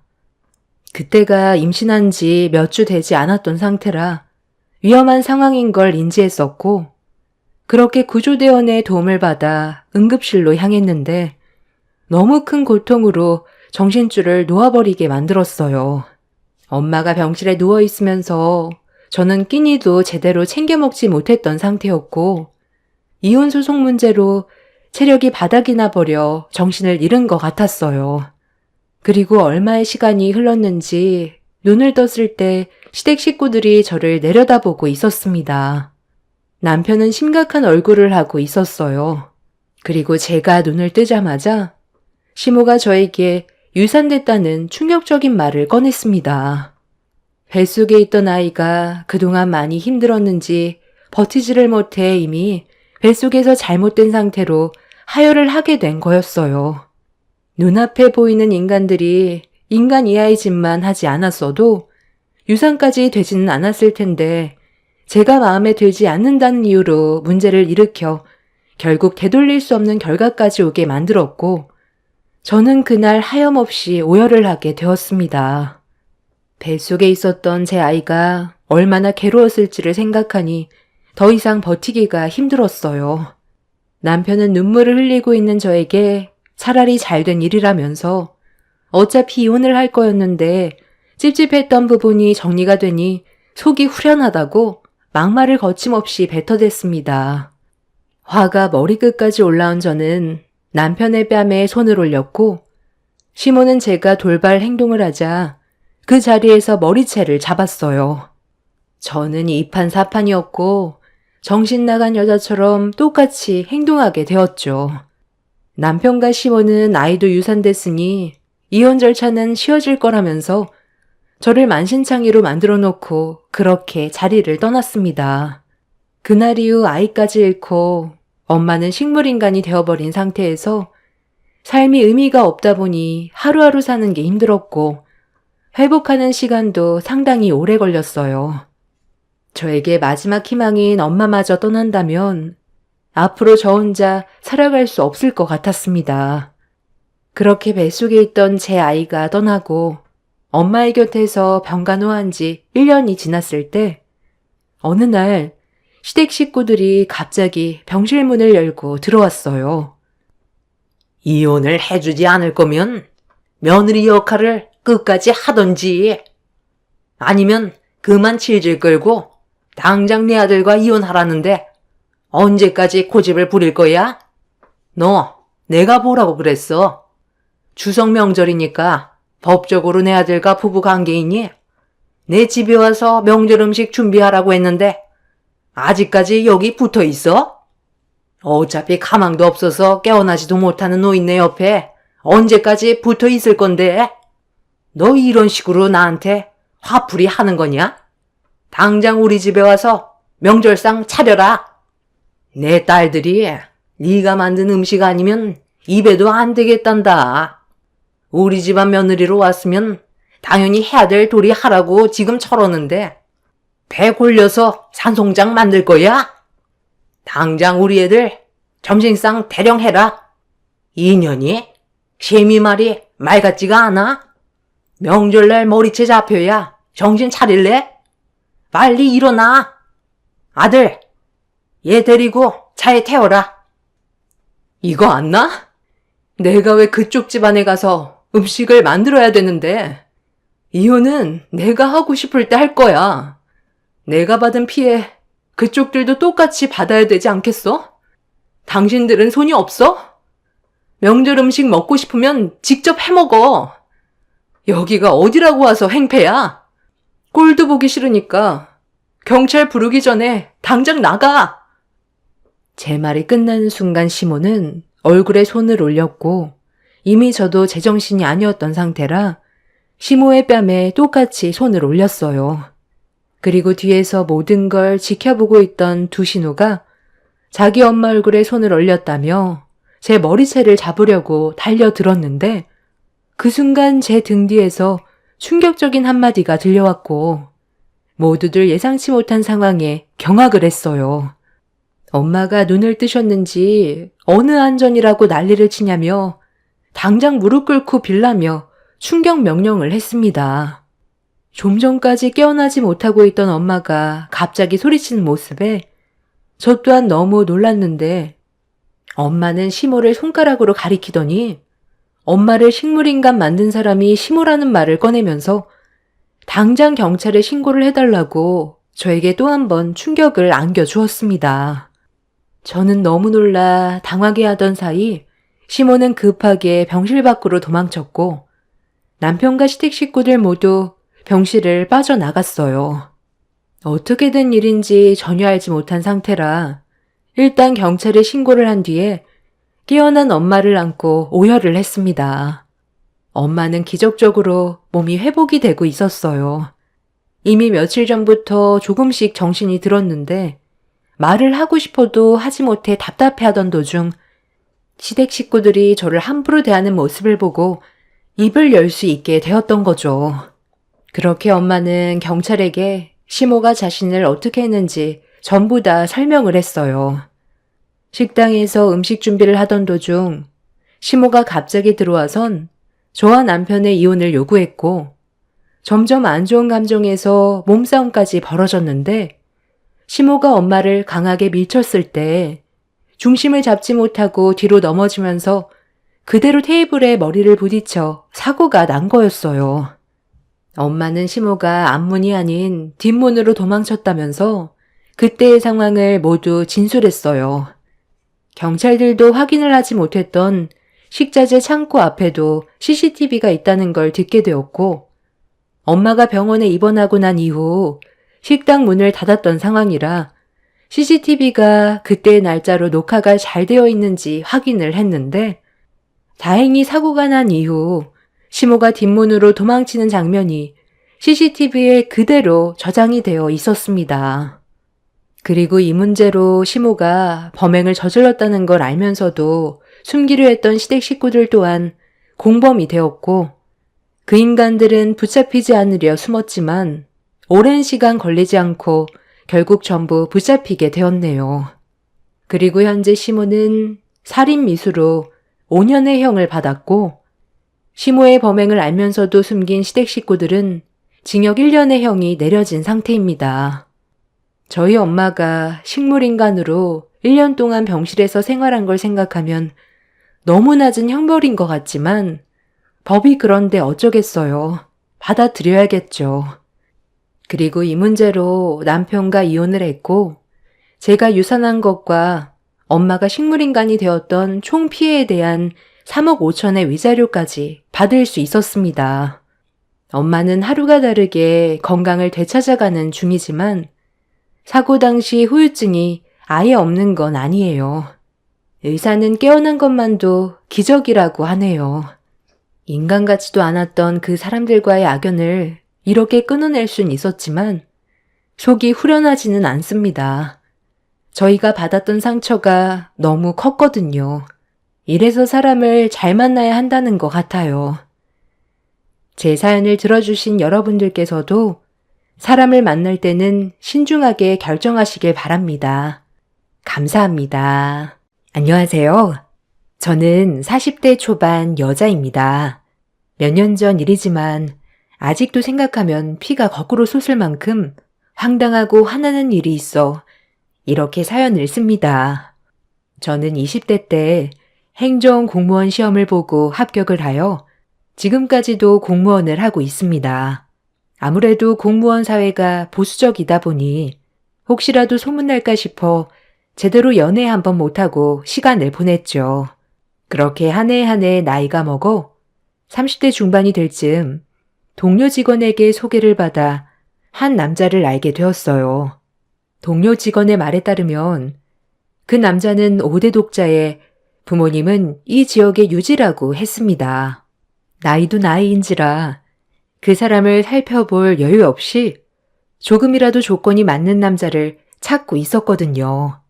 마침 동료 직원이 소개해준 남자는 나이도 알맞고 경제적으로 능력도 있는 데다 얼굴도 그만하면 괜찮아서 저에겐 그 당시 완전 호감형이었죠. 그리곤 일사천리로 연애가 시작되었습니다. 연애 경험이 별로 없던 저에게 참 다정다감했죠. 한 가지 걸리는 것이 있다면 독자였기 때문에 시부모님과 함께 무조건적으로 같이 살아야 한다는 점이 있었습니다. 결혼하면 한 번도 시댁과의 합가를 생각해 본 적은 없었지만 연애를 하는 동안 남자친구가 확신을 주었기에 합가를 결정할 수 있었죠. 처음 시부모님은 제 직업이 공무원이라고 참 마음에 드셔 하셨습니다. 아무래도 안정적일 뿐만 아니라 노후가 보장되어 있기 때문이죠. 돈이 아쉬운 집이 아니었기에 제가 큰 머리는 아니지만 그래도 이만하면 됐다 싶으셨어요. 남자친구의 집은 남자친구 그리고 부모님, 시할머니 이렇게 계셨습니다. 나이도 나이인지라 서로 조금 더 알아볼 시간 없이 결혼을 서둘렀습니다. 저희 부모님도 그 지역의 유지인 분들을 사돈으로 맞는 것을 좋아하셨고 동네 사람들은 저에게 하나같이 시집 잘 갔다고 입이 마르게 칭찬했죠. 그 말을 듣고는 참 뿌듯했네요. 남들보다 늦은 결혼, 그래도 제대로 시집 가는구나 싶어 행복했어요. 한참 결혼 준비를 하는 와중 어머님께서는 수양딸이 있다고 저에게 소개를 해 주셨죠. 그분은 미국에 계시고 어렸을 때부터 친했던 친구의 딸인데 그 친구들이 사고로 세상을 떠나는 바람에 본인들이 걷어서 딸처럼 키웠다고 말씀을 해 주셨어요. 저도 실제로 뵌 건 아니지만 어머님께 그 얘기를 들으니 요새도 수양딸이라는 게 있구나 싶어 새삼 신기했죠. 가족 같은 사람이기에 꼭 미국에서 나오면 소개를 시켜준다고 하셨어요. 그렇게 시간이 흘러 저희는 결혼을 하게 되었습니다. 결혼하는 날 약간의 황당한 에피소드가 있었지만 좋은 날이니 마음은 찝찝해도 참고 넘겼어요. 엄마, 민혁이 오빠 결혼 너무 축하해요. 우리 엄마 너무 예쁘다. 그래도 내가 명색의 엄마 딸인데 오빠 결혼식은 와야지. 어머머머, 이게 얼마만이냐. 아주 우리 딸 보고 싶었는데 이런 날 보다니 더더욱 감격스럽구나. 그래, 오늘 비행기 타고 온 거야? 피곤해. 이따 집에서 좀 쉬어야지. 엄마, 오늘 저녁에 나랑 맥주 한 잔 콜? 나 이날만을 기다렸어. 얼마나 보고 싶었다고. 아, 그래, 우리 딸.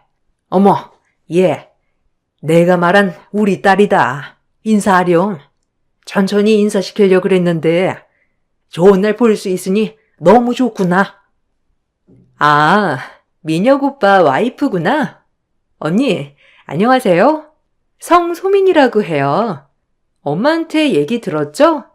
엄마가 날 워낙 특별히 생각해서. 아, 네, 안녕하세요. 말씀 많이 들었어요. 먼 곳에서 저희 결혼식 축하해주러 오신 거예요? 아, 정말 감사합니다. 앞으로 잘 지내봐요. 우리 오빠 결혼식인데 당연히 동생인 제가 와야지. 언니는 무슨 말을 그렇게 해요? 네, 잘 지내봐요. 앞으로 종종 볼 테니까.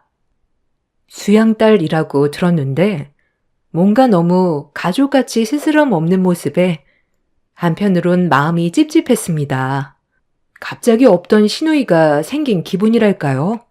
그래도 어머님 말에 따르면 어렸을 적 부모님을 여의고 자랐다는 데에서 마음이 짠해 잘해주려 되도록 노력했죠.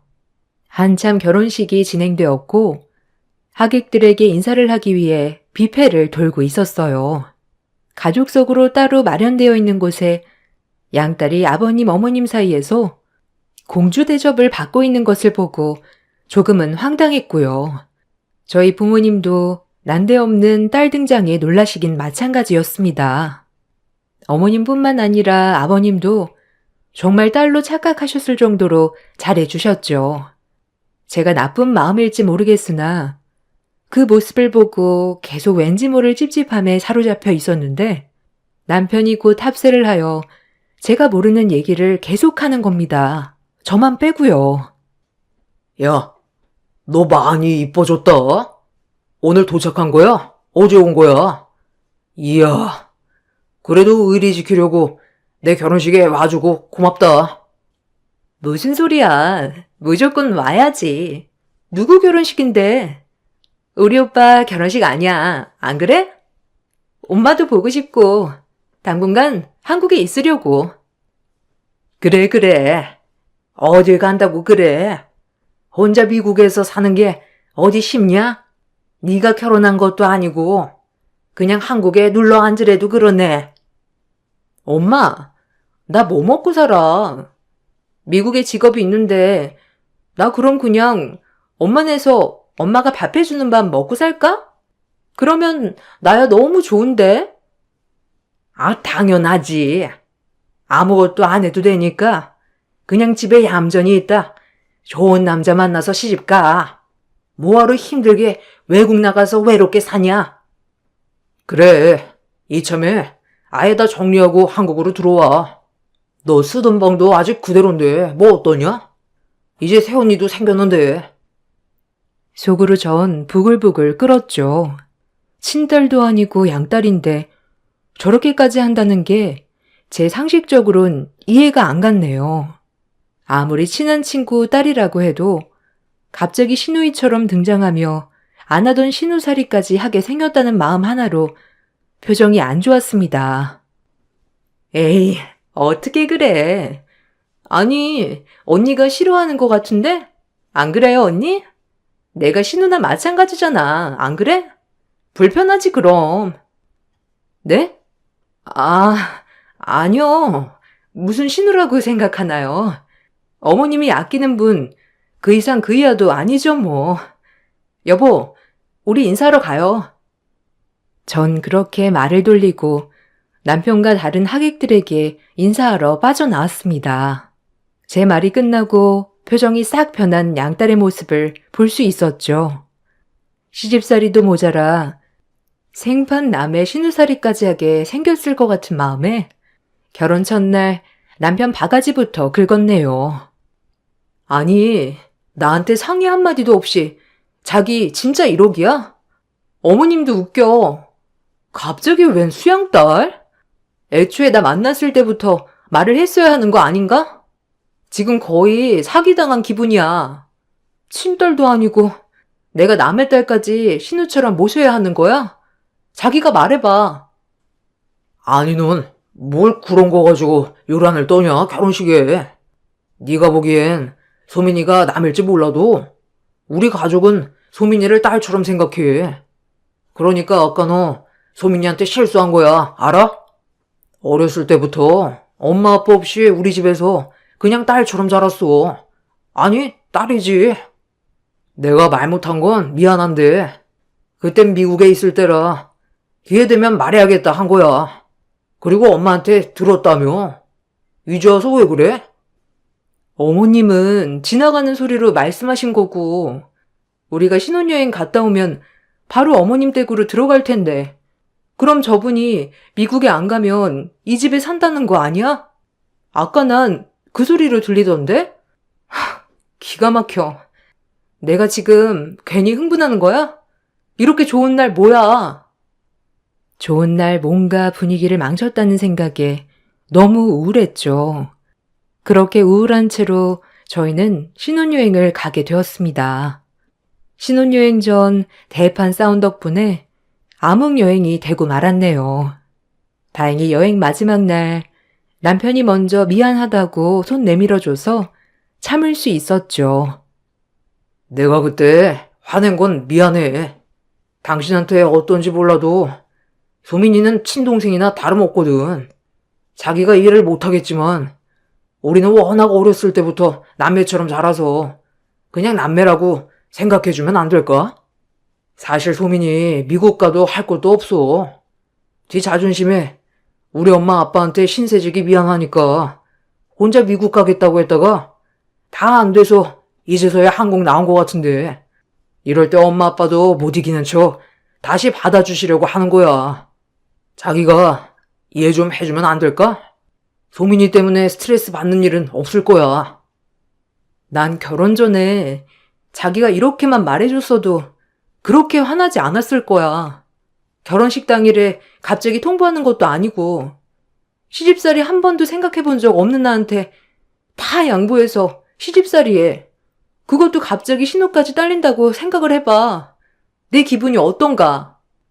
내가 그날 얼마나 황당했는데 나한테 다들 한마디 상의도 안 하고 나도 가족이라며 내가 모진 거야? 처음부터 이렇게 말해줬으면 이해하려고 노력했지. 왜 나 나쁜 사람 만들어? 왜? 나도 미안해. 그날 그런 식으로 얘기해서 이제 좋게 풀자. 부부싸움은 칼로 물베기라고 이렇게 저희는 신혼여행 마지막 날 화해를 하고 집으로 귀가를 하였습니다. 저희가 귀가를 하는 날 시어머님은 이바지 음식이다 떡이다 아주 동네 잔치를 벌이셨어요. 저를 이렇게나 환영해 주시는 것 같아 마음이 많이 풀렸죠. 할머님, 아버님, 어머님, 저희 왔습니다. 인사드릴게요. 아이고, 힘드시게 뭘 이런 걸 다 준비하셨어요. 잘 먹겠습니다. 그래, 오느라 힘들었지? 어서 앉아서 먹거라. 친정엔 둘러온 거고, 네가 뭘 좋아할지 몰라서 이것저것 준비했다. 어머님은 따뜻한 분이셨어요. 친구의 자식을 거둘 만큼 인정이 많으셨기에 저에게도 늘 인정 많은 모습을 보여주셨죠. 그런 모습을 본 덕분에 수양딸 개념도 이해할 수 있었네요. 워낙 정이 많으셔서 딸처럼 거두셨구나 하고요. 그렇게 인사를 마치고 서둘러 저도 조금이라도 거두려고 부엌에 들어갔어요. 부엌엔 양딸이 전을 뒤집고 있었습니다. 저도 마음을 고쳐먹었기에 정말 시누이처럼 잘해줘야 되겠다 생각을 했네요. 그래서 그때 일을 사과해야 할 것 같아 양딸에게 말을 걸었습니다. 아, 안녕하세요. 전 부치고 계셨구나. 나머진 제가 할게요. 혹시 결혼식 날 제 언행에 대해 기분 나쁘시진 않으셨어요?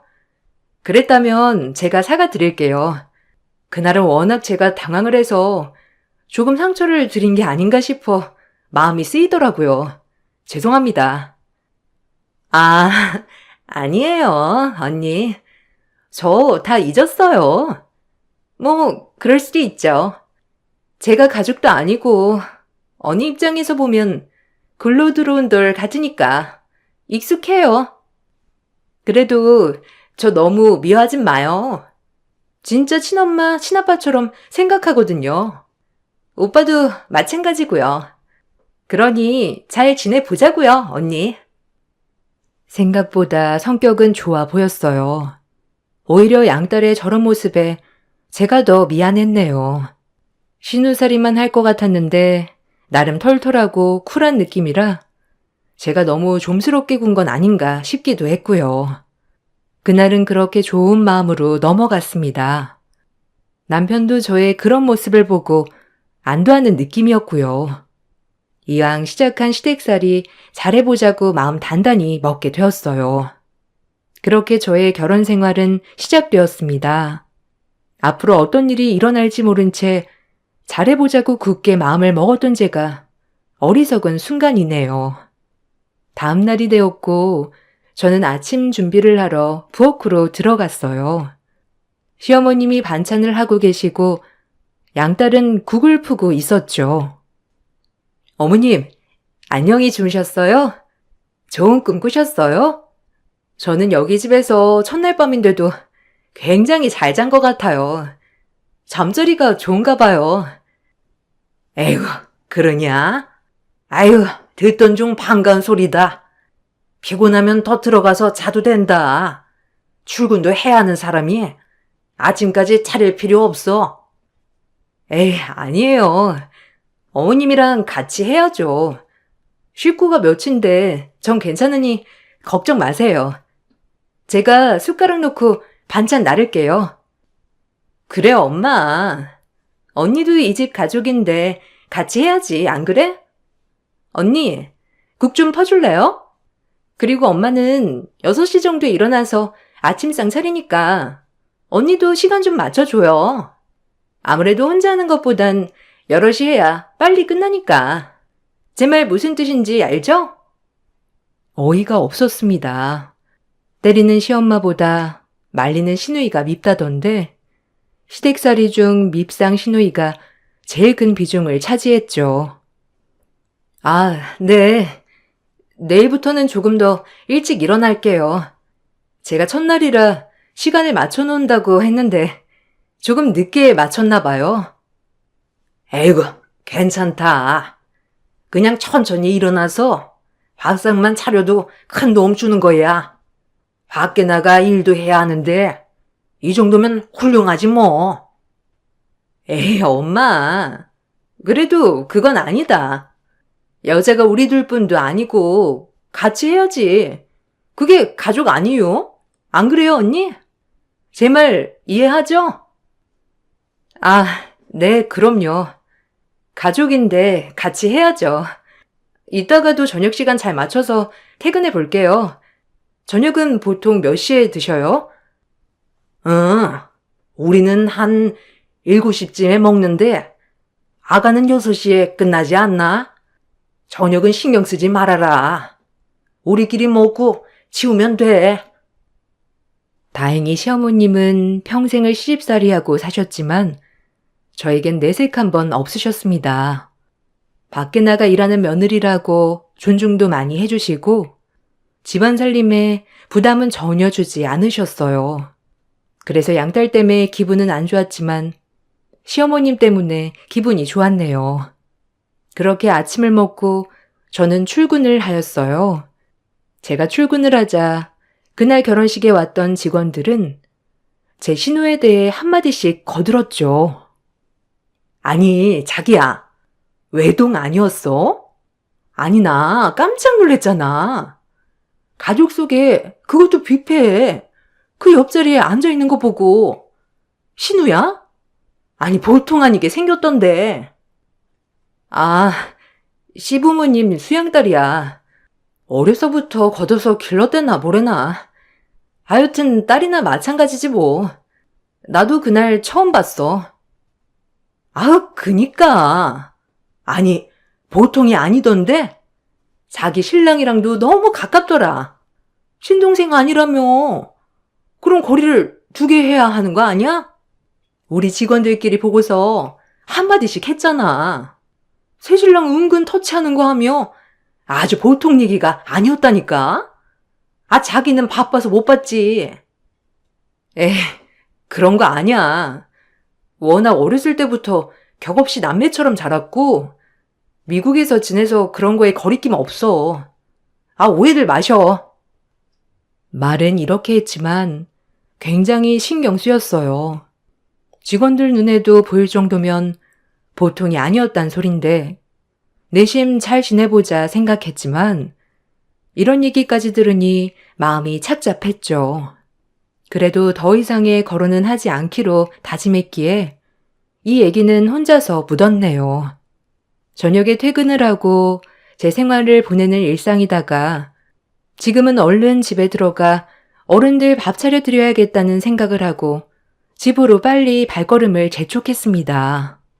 대문을 열고 들어서는데 시부모님과 할머님 그리고 남편 양딸까지 마당에 모여 고개를 굽고 있었죠. 어머, 언니 왔어요? 어머, 일찍 왔네? 난 당연히 늦을 줄 알았는데 이게 지금 마지막 곡인데 언니 어쩌죠? 밥은 있긴 있는데. 아이고, 금세 냉동고기 있는 고기 내오마. 배고프겠다. 새아기 어서 앉아라. 오늘 고단했지? 손만 씻고 오너라. 거둘 건 없어. 아니요, 어머님. 손 씻고 와서 도와드릴게요. 어머, 웬 고기예요? 아, 너무 맛있겠다. 당신도 아침에 늦는다더니 오늘은 일찍 끝났네? 어? 아까 소민이가 전화 와서 고기 구워 먹자고 그래서 겸사겸사 일 일찍 끝냈지. 여기 삼겹살 맛있다. 자기도 먹어봐. 양딸과 개인적으로 언제 끝나는 것부터 연락하는 게 마음에 걸렸지만 정말 동생으로 생각했기로 했기 때문에 더 이상 묻지 않았어요. 하지만 오늘 직원들 말이 너무 신경 쓰였기에 마냥 마음이 편하지만은 않았어요. 밥을 다 먹고 치우고 양딸이 입을 열었습니다. 언니랑 오빠랑 우리 셋이 젊은이들끼리 친목도모 할 겸 맥주나 한 잔 마시러 갈까요? 언니랑도 친해져야 하고 가족이니까. 오, 좋다. 나야 맥주 좋지. 이거 먹고 맥주 한잔하면 소화도 되고 아주 딱이겠다. 자기도 갈 거지? 소민이랑 친해지고 좋잖아. 네, 그럼요. 가볍게 그럼 호프집 가서 맥주 한잔 해요. 저도 아가씨에 대해 궁금한 것도 너무 많거든요. 친해져야 하기도 하고요. 아유, 너희들끼리 잘 지내는 모습 보니까 너무 좋다. 우리 소민이도 얼른 시집가서 좋은 남자 데리고 와야 할 텐데. 그럼 딱인데. 난 엄마랑 평생 살 건데 시집 안 갈 거야. 오빠 같은 남자 없잖아, 이 세상에. 안 그래, 오빠? 뭐 오빠 같은 남자 있으면 생각해 본다. 야, 나 같은 남자가 어디 흔한 줄 아냐? 너 그럼 평생 시집 못 간다. 자기도 땡 잡은 줄 알아. 나 같은 남자 어디서 만나? 아무리 친한 오빠 동생 사이라지만 뭐 하는 건가 했네요. 둘이서 그냥 본인들끼리 장난치나 보다 했어요. 그리고 호프집을 갔죠.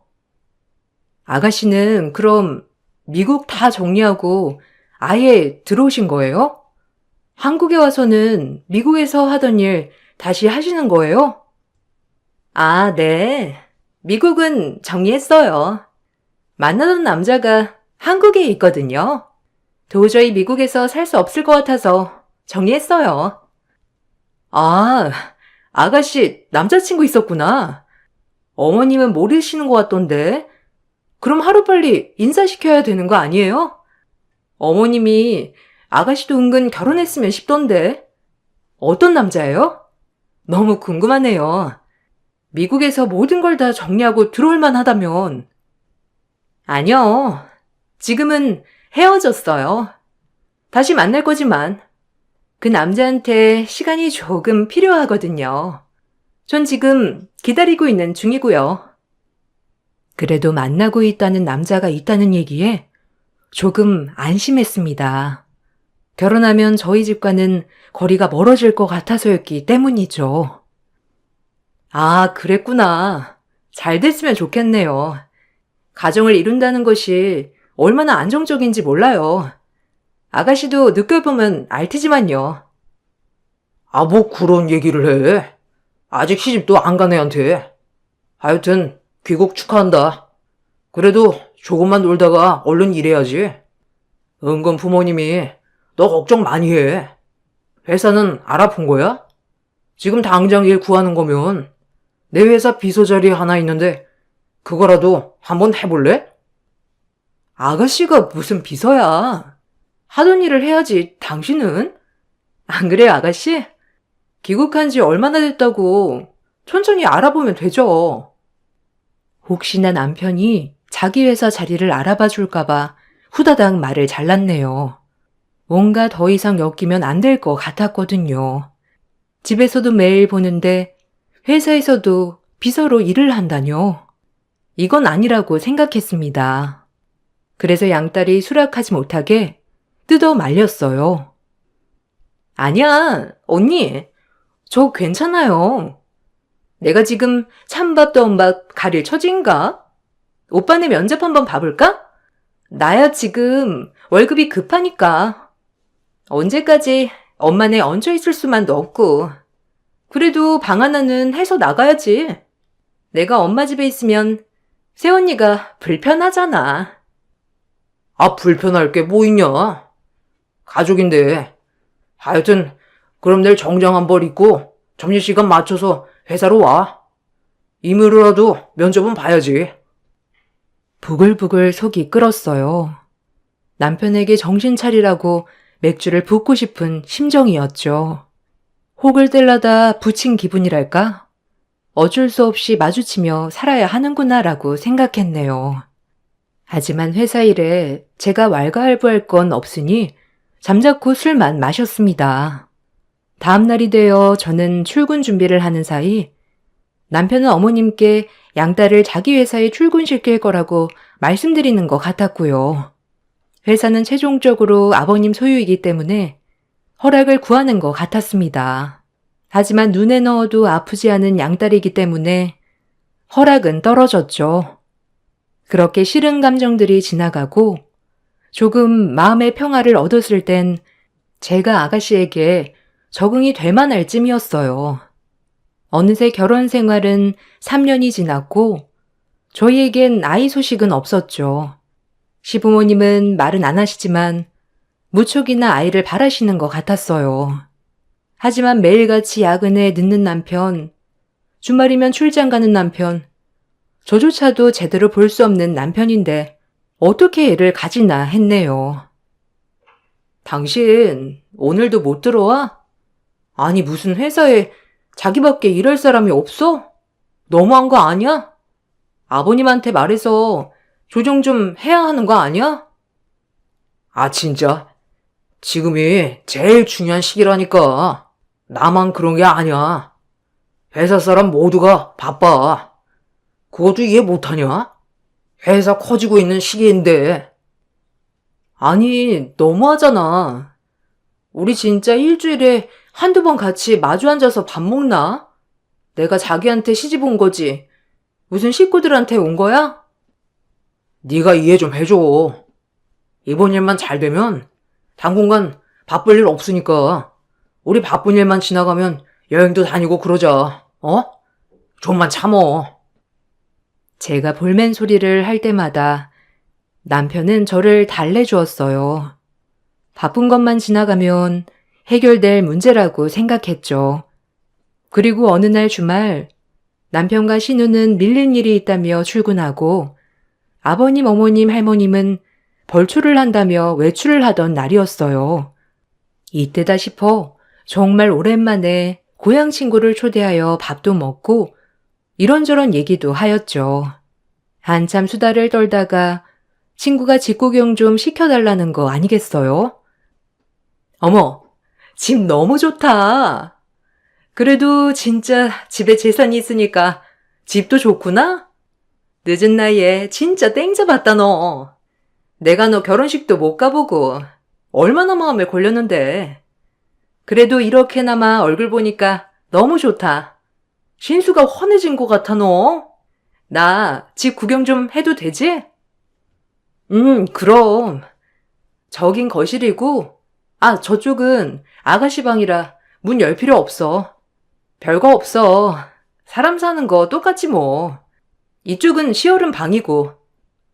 어머, 가족 사진이니? 아니 근데 이 여자 누구야? 아니 너희 가족 사진에 이 여자, 어머, 이 남자가 네 남편이야? 친구는 저희 집 가족 사진을 보고 얼굴이 새파랗게 질려 말을 잇지 못하였습니다. 급기야 입과 손을 파르르 떨어댔어요. 여기 내 남편이고 이 여자가 내 시누이야. 뭐 피가 섞인 건 아닌데 하여튼 설명하기 복잡하고. 시누이인데 왜 그래? 야, 너 미쳤니? 아니 첩을 버젓이 끼고 살게? 이 둘 우리 모임에 나오는 커플이야. 어머 웬일이니 진짜? 미친 거 아니니?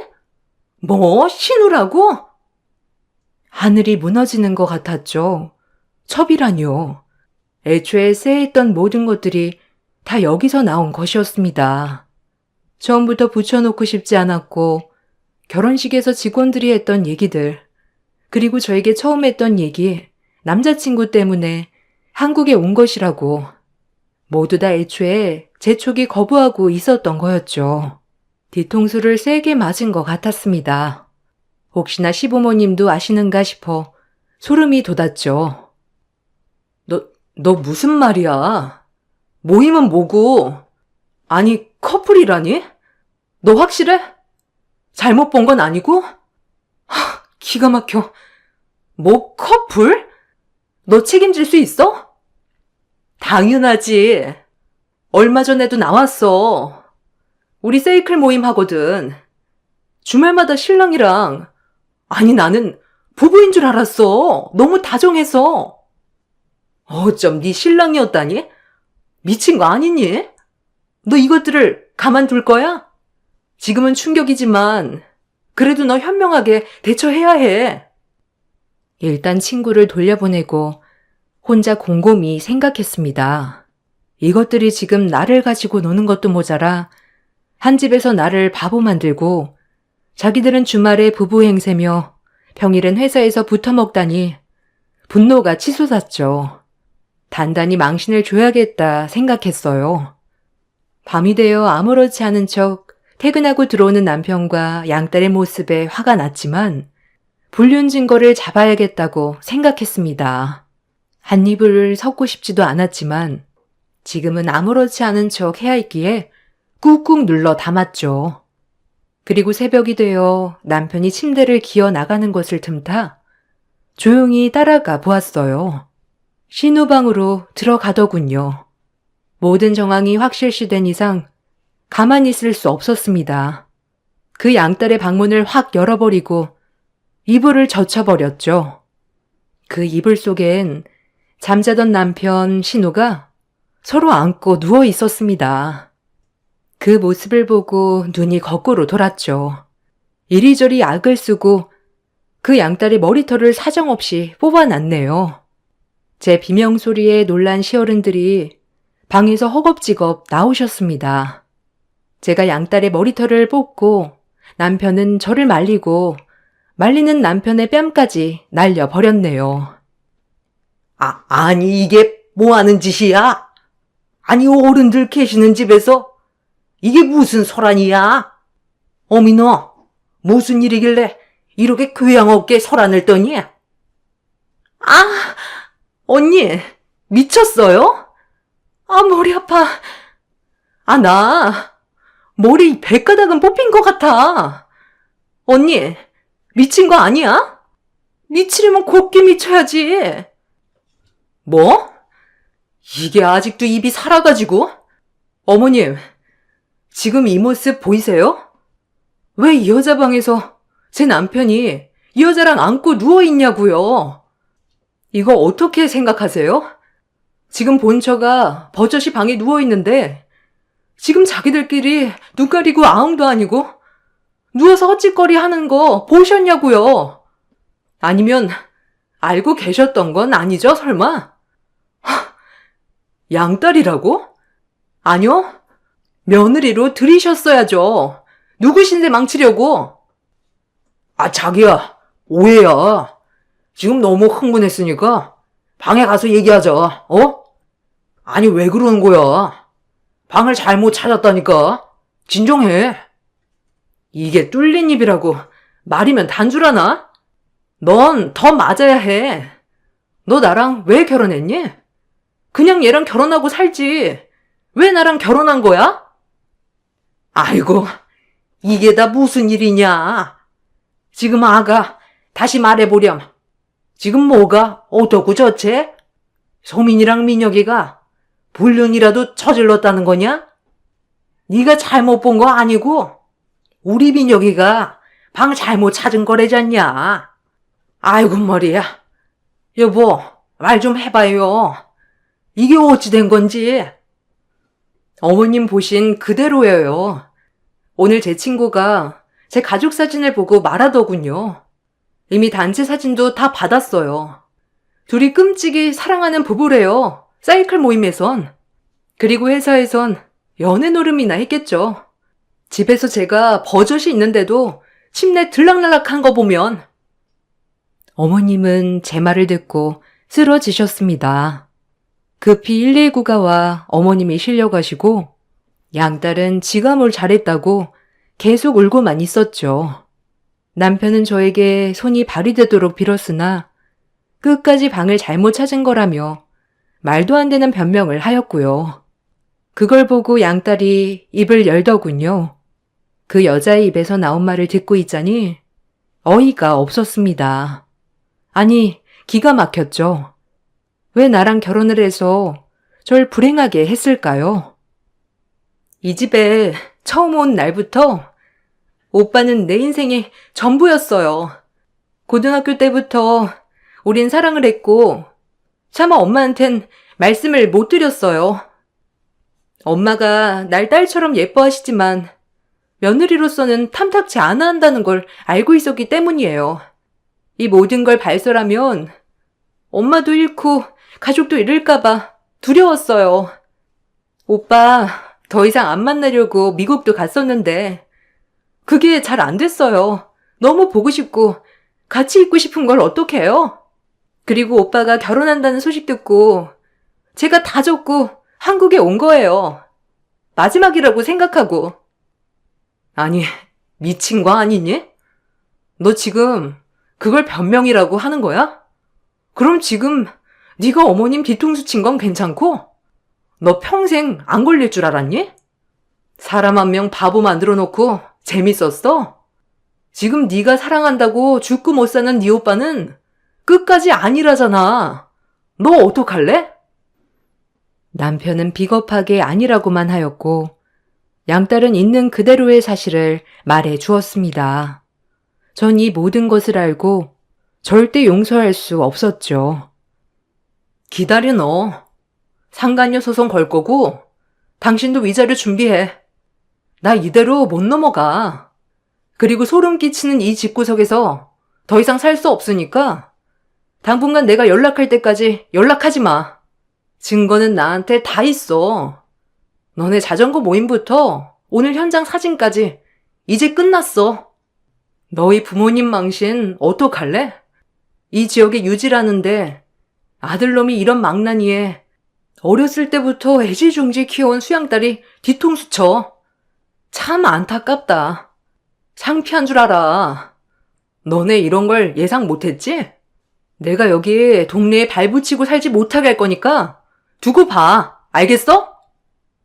병원에 입원하신 시어머님은 저에게 전화를 걸어 제발 조용히 넘어가 달라고 빌었습니다. 어머님을 생각하면 피해를 드리고 싶지 않았지만 제가 몇 년을 바보같이 당했던 것을 생각하면 그냥 넘어갈 수 없었죠. 딱 잘라 어머님께 말을 했어요. 어머님, 죄송합니다. 머리 검은 짐승 거두지 말라는 옛말이 딱이네요. 저 이대로 못 넘어가요. 건강하세요. 감사했습니다. 얘야, 나를 봐서라도 넘어가주면 안 되겠냐? 미안하다, 하기야. 내가 아들을 잘못 키웠어. 너한테 면목 없다. 제발. 죄송해요, 어머님. 그래도 다행이네요. 어머님은 절 이해해 주셔서. 저도 어머님이랑 오래 살고 싶었는데 잘 지내세요. 전 그 길로 보따리를 싸고 친정으로 향했습니다. 분해서 눈물이 나더군요. 조금 더 알아보고 결혼할 걸, 이상하게라도 더 의심해 볼 걸, 별의별 생각을 하며 제 자책을 하였어요. 날이 밝고 변호사 사무실에 가서 상담을 하였습니다. 증거가 너무 명확하여 소송에도 문제가 없다고 하셨죠. 전 소송을 걸어 가볍게 그들을 이기고 위자료를 청구받았어요. 동네가 워낙 좁기 때문에 저는 정근 신청을 하여 다른 지역에서 일을 하고 있습니다. 소문에 의하면 그 딸은 파양되어 소식을 끊었다고 하더군요. 자업자득이라고 생각했어요. 가족도 잃고 남자도 잃고 모든 욕심이 화를 부른 거죠. 살면서 이런 일이 절대 저에게 당연히 일어나지 않을 거라고 생각했는데 이런 일을 겪다 보니 제 멘탈도 보통 멘탈이 아니란 걸 깨달았어요.